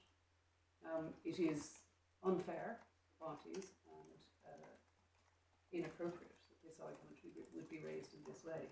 And if I may say so without being overly critical of Mr. Clayton, the reason offered to justify the argument not being taken at the first instance is a poor one. I'm sorry to put it in that way. It isn't good enough to say when we read it again we had a different idea. And I don't mean to be rude in saying that, but that's basically the argument that is being put, and this court shouldn't indulge that argument. But the second submission that we would make is that if the court does allow Mr. Clayton to pursue the argument, then the court has heard, and I hope is able to read the submissions of the parties in relation to the substance of that argument. And we say that the argument simply doesn't get off the ground. Webster is good law. It has been properly and carefully decided by Mr. Justice Munby, who went on in his capacity, of course, as president of the Family Division to make important and leading judgments in relation to publication. And the idea or the suggestion that is a lacuna which has simply been overlooked by everybody until it occurred to Mr. Clayton latterly, in my submission, is not one this court should be persuaded by. Thank you. May I then go on very briefly to look at the evaluative exercise? I don't intend to labour this point because I know that my ladies and my lord have already heard from Miss Reid in particular on this, but it may be helpful just to signpost the court a little to the way in which Mrs Justice Lieven dealt with this issue. And again, she does so very succinctly, but there are a number of elements that are obviously important. First of all, despite what is said on behalf of the father, she does correctly identify the rights of each party and how they are engaged. She is very clear in her analysis of the issues as to the Article 10 rights of the journalists, Mr. Farmer and Ms. Tickle, and she's very clear that the Article 8 rights of all three of the family members are engaged. And her exposition and her understanding of how those rights are engaged and the way in which they are competing with each other in my submission is very clearly set out in the judgment. And she does that not only by setting out the submissions that are made by each party, but also her own conclusions in relation to that. And that exercise takes her from, as I said, paragraphs 19 through to paragraphs 30, where she sets out the position of each of the parties. And if one then goes on to look at her conclusions, this is where she undertakes her evaluative exercise. And again, this is a succinct but focused analysis of the relevant issues. She's clear at paragraph 46, so this is page 36 of the full bundle. She's clear at paragraph 46 as to the framework within which she is working, and she sets out there the rights of each of the individual parties, the father, the mother, and she goes on to set out the rights in relation to the journalists. And then she turns at paragraph 54 to the issue of G's rights. And I focus on this because I'm representing the guardian in the case, but also because the father's criticism is very much of the way that the judge deals with the position of the child. And so if one looks at paragraph 54, no criticism can be made of what the judge says at paragraph 54. That is absolutely right in terms of the law. She goes on then at paragraph 56 to consider those arguments that were put to her, those welfare points that were put to her in relation to this specific child. And you will see at the bottom of paragraph 56, or about halfway down, she says, I fully accept that both children and other parents can both be intrusive and at times unpleasant.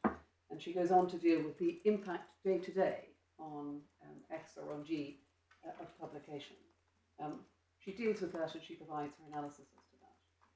Paragraph 57, she deals with the so-called media storm. And there are 2 points to make in relation to that. First of all, the point that she makes that any media storm is likely to pass quickly. And secondly, she deals with the issue as to there having been a previous comparative situation, which I won't mention for reasons of the anonymity order, but there is, as it were, history, which gives her some confidence that this is something which can be coped with. And then lastly, she looks at what is a crucial matter in this case, which is paragraph 58, a matter which troubled the guardian, to which the guardian gave particular attention, and that is the potential impact of publication on the child's relationship with the father. And you can see the way that she dealt with that. I won't read it out, and I won't make submissions as to the substance of that because of the restriction order that is in place. But that is a crucial paragraph in terms of the distinction that she draws as to the child acquiring knowledge of certain information, and that occurring in any event, and publication being a separate and different issue, which the guardian concluded and the judge agreed would not adversely affect the child's relationship with the father. And in our submission, that evaluative exercise is properly undertaken. While it is concise, it covers and details all of the factors which it needed to do, and it resulted in the judge making a decision which she was entitled to make. Those are the submissions that I wanted to make. I see the judgments that the court has brought to the attention of the parties, the Rhodes decision and the decision in Cuja. The only general point that I would make in relation to both of those cases is, of course, that they involve circumstances which are wholly different from the circumstances in this case, by which I mean that the risk assessment in this case was required because it arose within the context of Children Act proceedings. The risk assessment in those other cases was incidental to or ancillary to the issues in those cases. In the Cuja case, as I understand it, it was a criminal case. Lord Sumption does, in his judgment at, I think it was paragraph 34, refer to the fact that he may have reached a different decision in relation to the necessity of preemptive injunctions if there were private proceedings or private interests engaged. And the Rhodes decision, again, is in a tortious context. And the only reason I make those points is it's obviously important that this court endorses or reflects, as it were, the primacy of risk assessments adequately protecting children's rights within the context of Children Act proceedings. And that, in my submission, is a clear and important distinction between this case and those two authorities. My ladies and my lords, those are the submissions that I wanted to make, unless there's anything that you wish me to address that I haven't got to.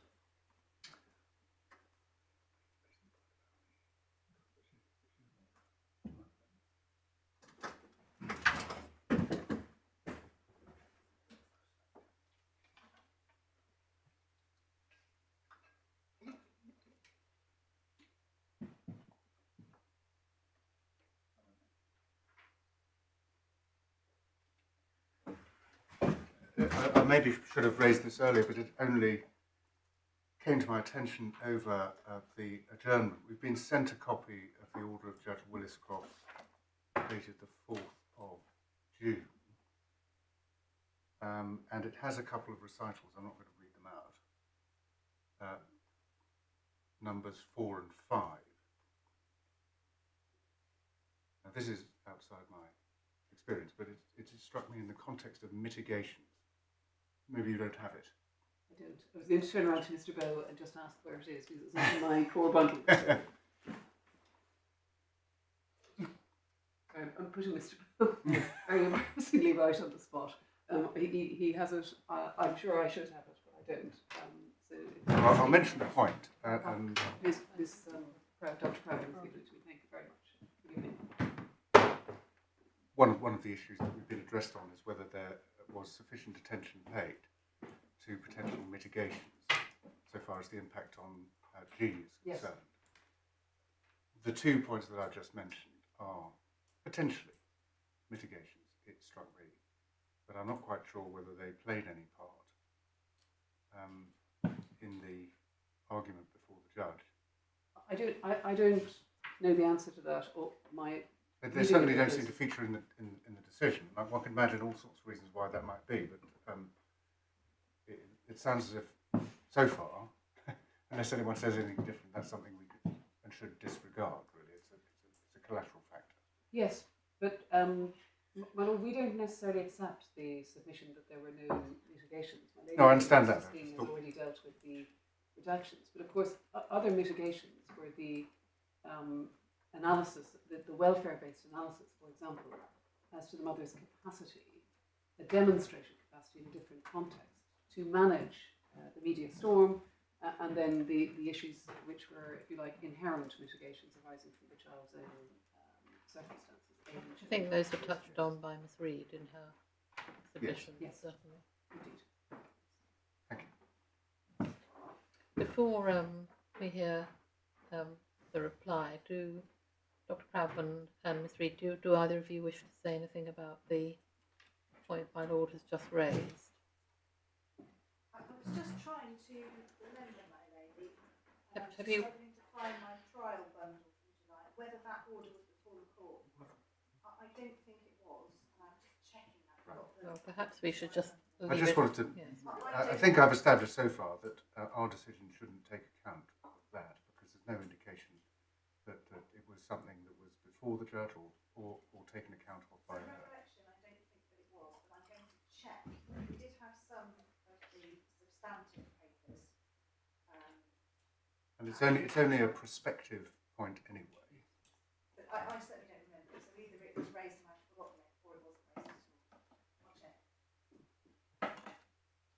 I have no recollection whether it was included in the bundle or not. The order from the Judge Williscroft. I think perhaps we could establish that first, and perhaps then we could have opportunity to make discussions. Yes. My ladies, my lords, just dealing with that point first of all, the order certainly wasn't in the material before the judge.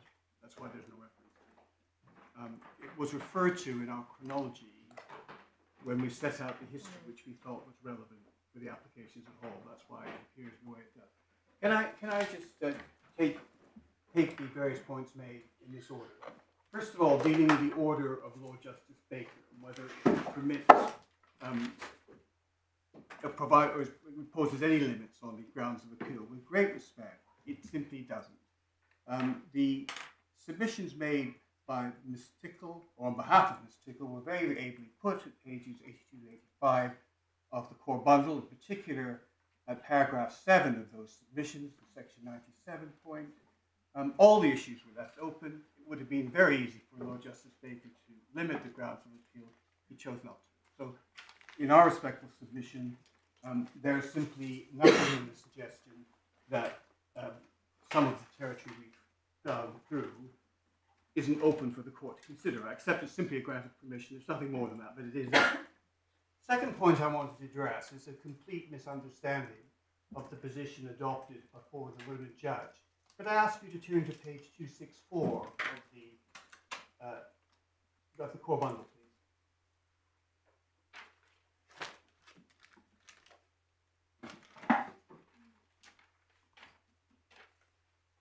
264. Yes. It's what Miss Reed read to you is paragraph 3, particularly this is he, the father, accepts transparency requires all adverse findings against it to be published. It has to be read together with paragraph 4. Importantly, however, his fundamental position is unchanged. There could be no publication of any material that could lead to the identification of the child. So, with great respect, that was a submission that was advanced and has been advanced, at least by me, at every stage. That's the first point I want to clear up. Secondly, I want to deal with the ground 1 point, please. With respect, it must follow from the identification of the parent that the child will be identified. It must follow. Now, Mr. Farmer, with the candor which he has displayed throughout this litigation, if I may say so, accepts that. That's the reality. Now, the question is whether that's the price that has to be paid. Your lordships may take the view it is a price that has to be paid, but that is the price. Can I deal next? Sorry, perhaps I ought to make the additional point, but it is a point of not without some force, if I may say so, is Lord Hodge, in the last principle he enumerated, was about the problems of parents not being visited on the children. And I simply raise that as a factor that you ought to bear in mind. I'm not saying it's decisive, but we're principally here dealing with criticisms of the father. I accept the criticisms with all of the force that they're made, but it does have consequences on the child. And perhaps I ought to say, since there seems to be some confusion about it, though I hope not in the court, that this appeal, or indeed the way we've conducted it, or how we've conducted it, is of course not motivated by anything other than a view we've taken, for better or worse, about the impact on the welfare of the child. I want to make that absolutely clear. This is nothing about silencing anyone. We've taken a choice, and it's been a difficult one, in a difficult case. Dealing with this section 97 point, the criticism is made as to why the points wasn't taken below. I don't share them. However, there are a number of misconceptions in the submissions which have been made, which I want to address immediately. The first point is the suggestion that a declaration of incompatibility is necessary. With great respect, that's incorrect. And I can demonstrate that in this way. If we go to Guyton and Mendoza, you'll recall in Guyton and Mendoza, Lord Steyn set out a schedule of all the declarations of incompatibility cases. And I can find that, if you bear with me. It's page 83, I think, of the first authority standard. It's page. Yes, it's page 83. The judgment in Ries, the care plan implementation case, was given on the 4th of March 2002. And you can see page 83, Lord Steyn has listed all the declarations of incompatibility cases, and it's not there. And the reason why it's not there is this. This is perhaps a slightly unusual case, in the sense, I'm going to return to this in a minute, but The criticism we make of the judgment of Mr. Justice Warby is that we say, better or worse, it's simply incorrect.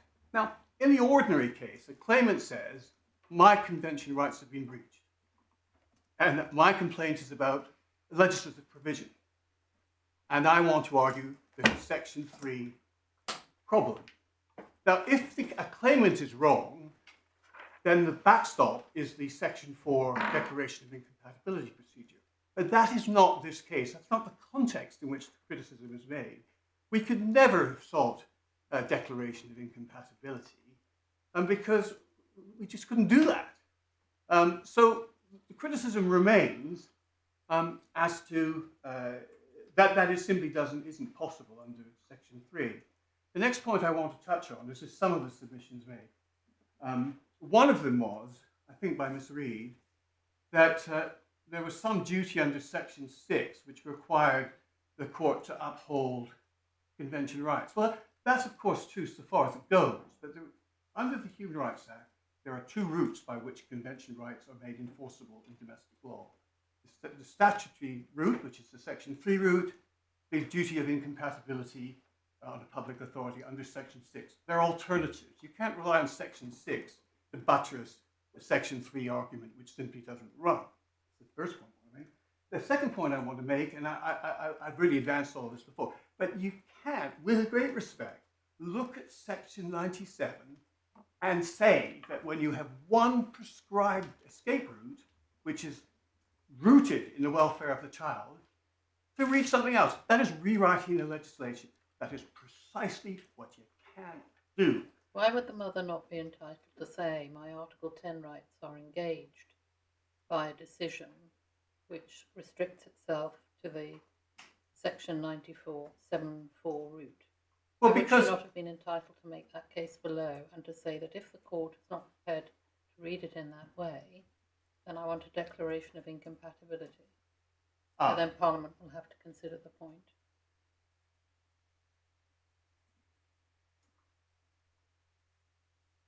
well, I think we ought to look at Section 4. Can we look briefly at what Section 4 actually provides?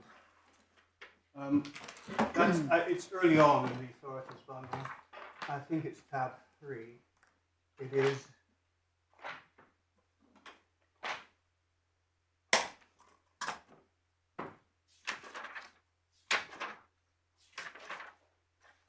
it simply says, sorry, it's subparagraph 4, that if, sub 2, that if the court is satisfied a provision is incompatible, it may make a declaration of incompatibility. So actually, sorry, I perhaps ought to look at that more closely. But the point is that I would make, so it does, if there is an incompatibility, then a declaration of incompatibility ought to be considered.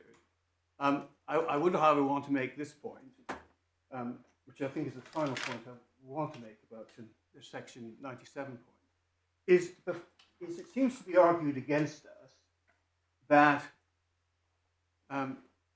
the judgment of Mr. Justice Mumby has taken on a huge role, which it has. It's been featured in many of the family law cases. But that, with respect, doesn't mean it's right if the point hasn't been taken before.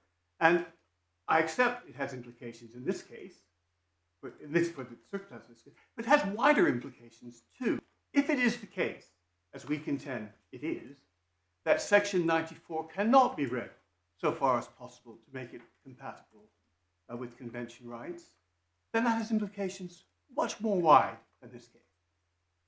And that's therefore, in our submission, an important issue of general public importance.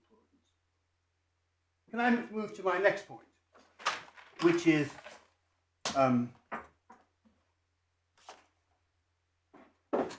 well, I think, can I just give me a second? I lost track of what the order of the submissions are. Yes, it's really about what I wanted to do is to say something about what the current restrictions, what restrictions they impose on the mother. And the fact is, 2 different points. They don't prevent her from speaking out about her experiences, and the fact that she can do that and is a factor the court ought to bear in mind. A point made by Lord Justice Warby. Turning to the rape point, I want to make this absolutely crystal clear. Our criticism is not to challenge the legitimacy of the findings. I want to make that plain as a pikestaff. Our criticism is that when the court is asking or exercising an editorial function about what issues should go into the public domain, identified by reference to the parties, and therefore inevitably have an impact on the child, whether it should be included or not.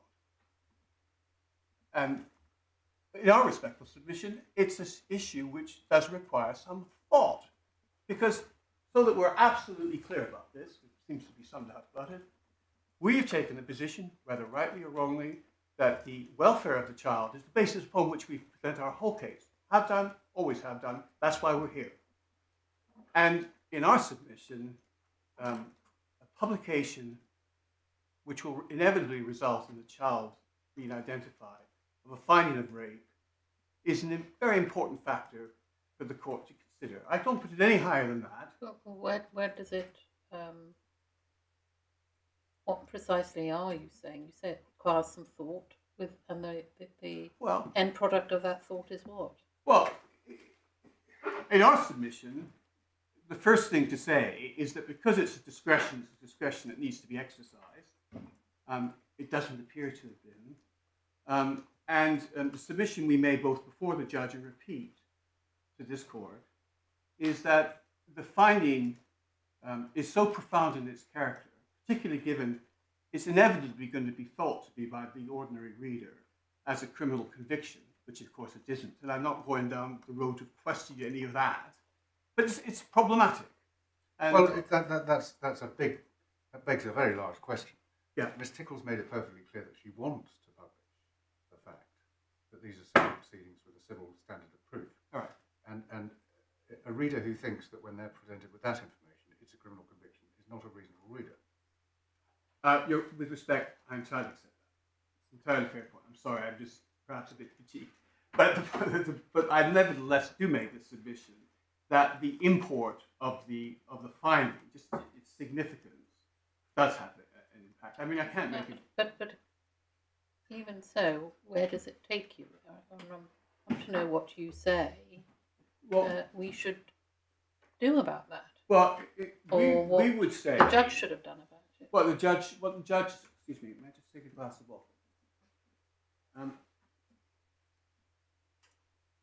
What we would say is that the impact of the public identification of a finding of that character when the parties are named is something the court should be disinclined to do. That's a submission. May I just And you say the judge didn't actually take that into account? Because it's not really a discretion, is it? It's an evaluative exercise in striking the balance between the competing rights. It's akin to a discretion, but it's not really a discretion. Well, it depends how you describe, how you characterize the redaction process. Well, you make the point that this redaction, or the failure to make it, has a material impact on the Article 8 rights of the child. Yes. So it's a convention exercise. It's a proportionality exercise. It's both those things, but the point I'm making is the decision about what to redact from the judgment and what not to redact from the judgment has to be predicated if the parties are going to be identified on the basis that that may have an impact on the welfare of the child. That's simply my point. And our submission to this court is that the gravity of the allegation, the circumstances in which the child may come across it, either now, well, obviously not now, but at some point in the future, are quite serious ones. The consequences are really quite serious. And its impact on the child's relationship with others is also quite serious.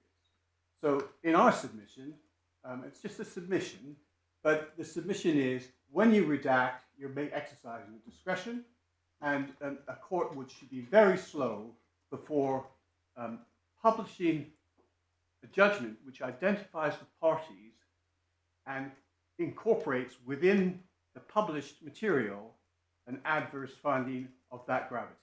That's the way I put it. Thank you very much. May I just see if I've missed something? Thank you very much. I'm just going to rise for a moment. All right.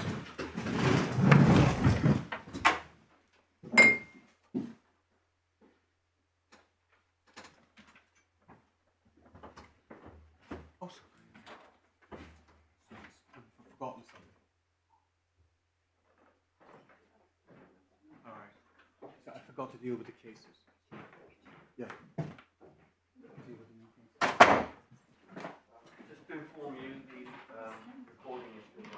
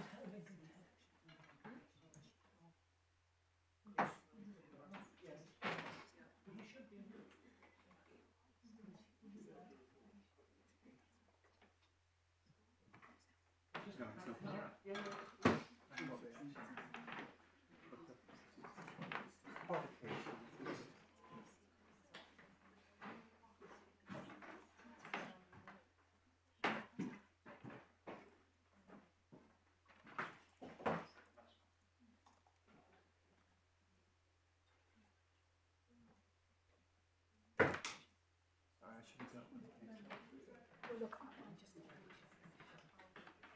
Yeah, well, I'll ask them if they want to do that. I won't be very long. Richard, I'm going to just let you know that order was in the bundle, just so they know that. Oh, was it?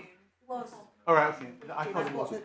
I thought it was either. Yeah, okay, I apologize. I know it's relevant. No, that's fine. I didn't think it was in there either. I have to. Okay, that's fine. Well, Sorry, I just like who's that order? I realize I haven't finished because I didn't deal with the two cases. Sorry about that. Yeah, no, sorry. If I deal with that really quick. Yeah, that's fine. thing, Well, can I just tell them I'm out if you want. I could make the same point to you. Yeah, you can make it if you want. You can say I've checked it. Yeah. It's in there. Yeah, yeah. And I don't think any of us have taken it. No, It no. wasn't raised by No, it wasn't. I think we should just say that it wasn't raised. Yeah, I think that's right. That is the case. To make sure that that way then you don't. Yeah, I would have thought. Actually, it's annoying that I forgot about the case. This hasn't been the easiest case in the world. It does. We do all yeah, kinds.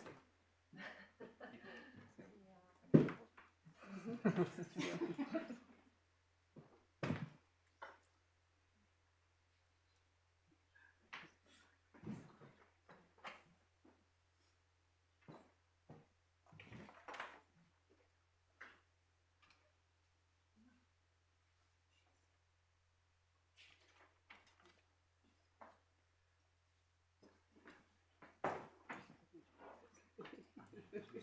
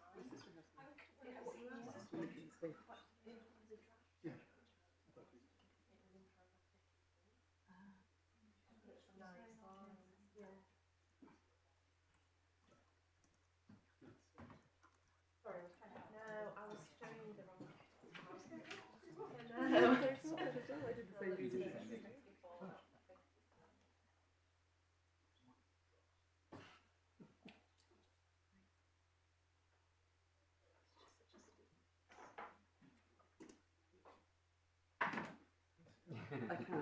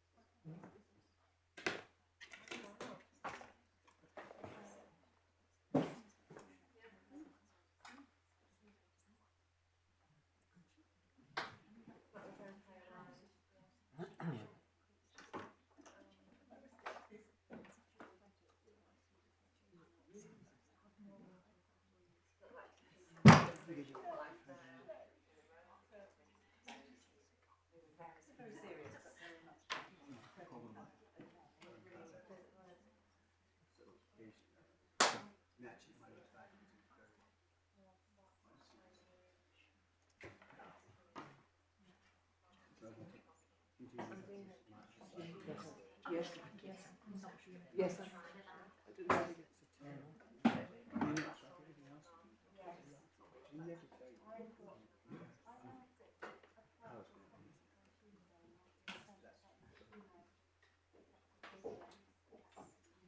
All rise.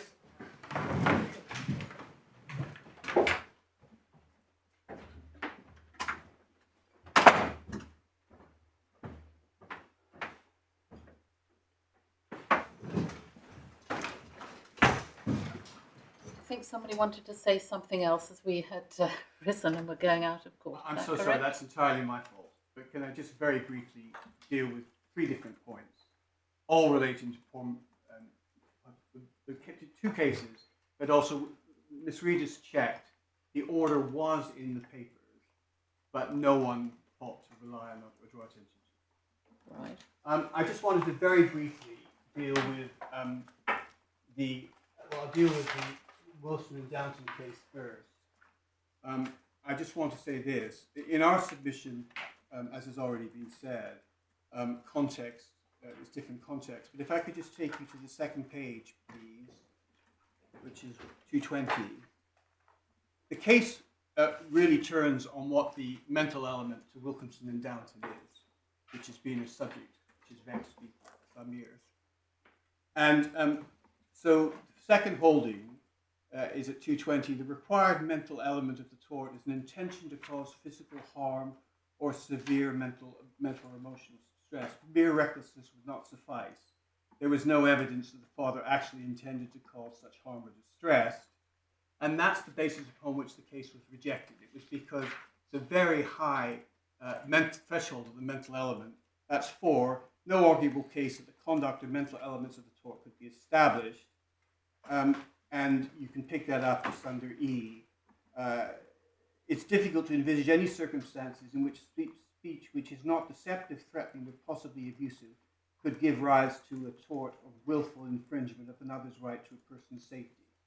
So all of those points have to be read in terms of understanding the rejection of the position taken about publication in that case.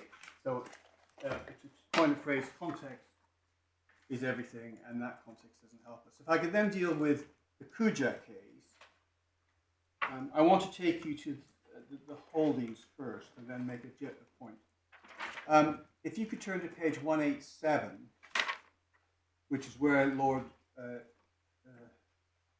Sumption, thank you, where Lord Sumption sets out his thinking.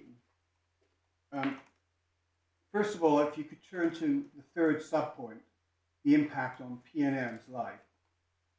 The impact on P&M's life is indirect and incidental, in the same way that the impact on the claimant's family life in Re-S and the M's family in Re-Guardian News and Media Limited. They had not participated in any other capacity at the trial, nothing was said at the trial. It's also indirect and incidental in a different and more fundamental sense. P&M is seeking to restrain reporting of the proceedings to protect his reputation. A party is entitled to invoke the right of protection, right of privacy to protect his protection. He's not entitled to invoke the right of privacy where there's no reasonable expectation of privacy in relation to proceedings in open court. So the reason I draw attention to that is in our submission, the impact on the child is direct and central. So it's the very opposite of this case. Sorry, which paragraph were you reading from there? I was reading from page 187 of the report, and it's the third subpoint. Paragraph 3, it's the last paragraph. Paragraph 34. Oh, I'm so sorry, it's paragraph 34. Thank you very much. And the next point I wanted to make, and I wanted to reinforce this with a very brief passage from Lord Steyn. Of course, the Kuja case involved criminal proceedings. And that is a very important distinction for the reasons which Lord Steyn gave in the Re-S case.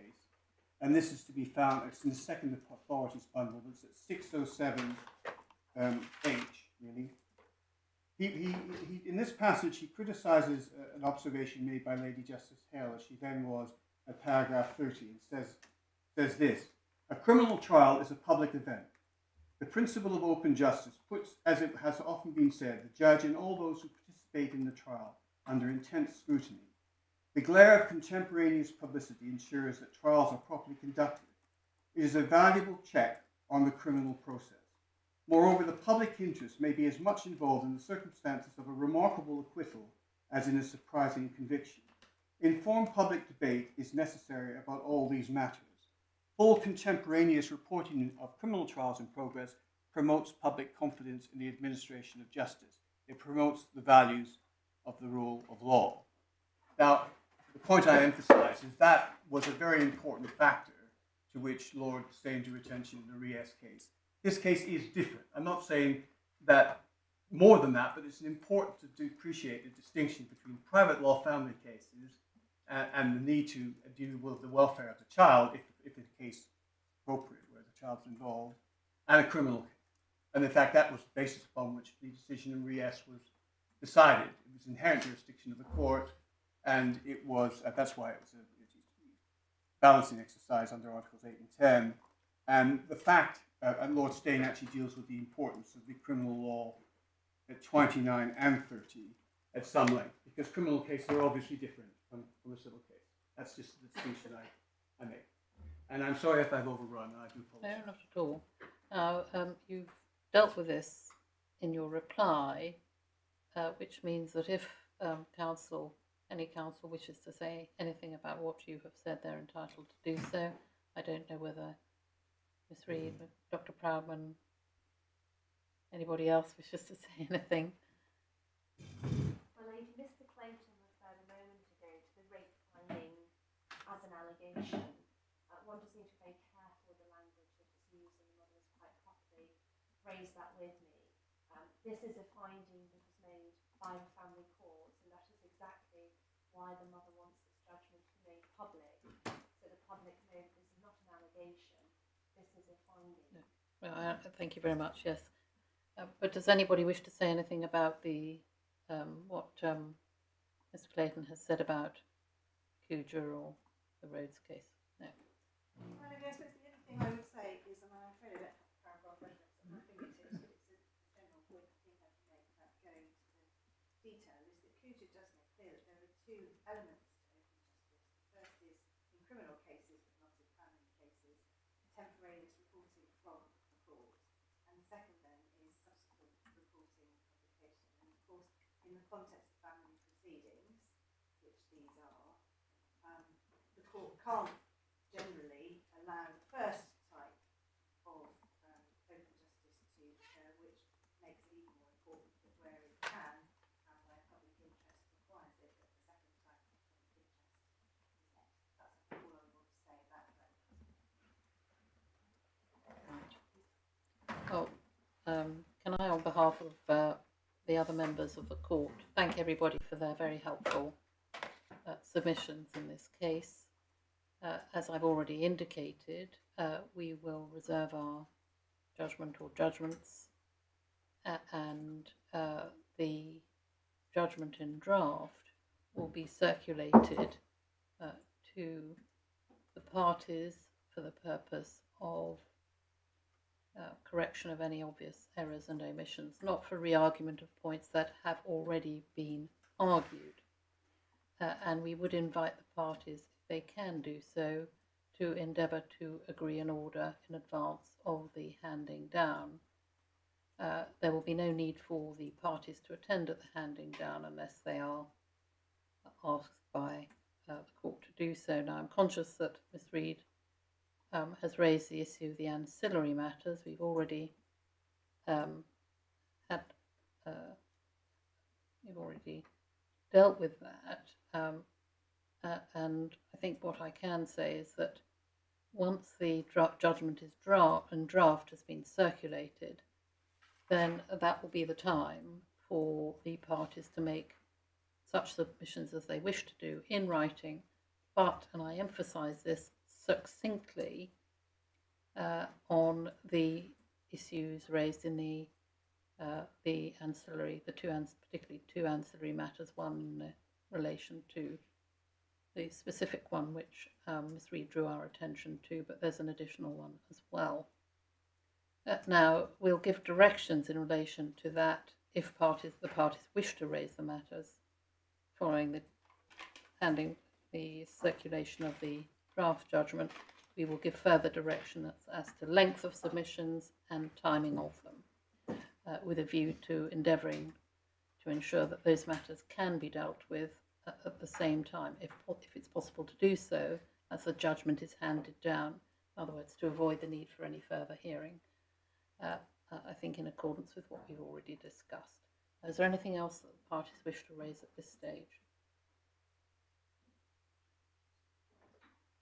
Mr Farmer. Can I just revert back to being the respondent to the report for the moment?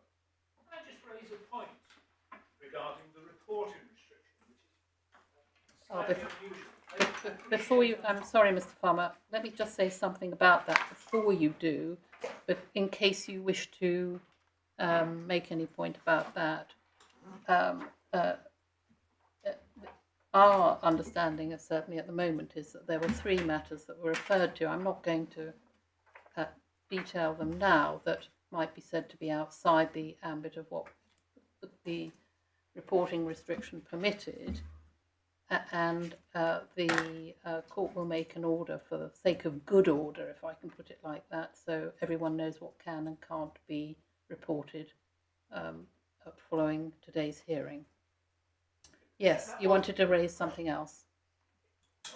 In the schedule, it says for the purposes of this order, the identifying information means names, appellants, third respondent, fourth respondent, or any other information. The slightly odd situation is that Mrs Justice Lieven here last week, which was I think these matters have already been raised. I'm sorry to cut you short, but Mr Palmer, but I think you've already raised these matters in correspondence with the court and been given an answer in relation to that. I hadn't realised that. It just wasn't worth using. Mrs Justice Lieven said we could use a word to describe the mother. It's just that what's concerned me is that you've been very careful today to avoid any words like that. I just wanted to be clear whether we could use the I'm not saying the word in case we can't. Well, the answer is you can't. You can't. I just You wanted a clear answer, clear. you have it. And the only other point I've made, just so everyone hears, is that you discussed with Dr. Proudman the possibility of the mother, I think my Lord Justice Warby discussed the possibility mother speaking to the local paper about the allegation. Just so you know that I've got no intention of doing that or raising that issue. I would regard it as being rude to the court when you're considering the issue anyway, just in case anyone's concerned. It's obviously something I've thought about. It wouldn't be anything I would be doing while that's going on. Just thought someone might be concerned that I was going to do it, but I won't. Well, thank you for letting us know. Thank you. All right, we'll rise. Thank you very much.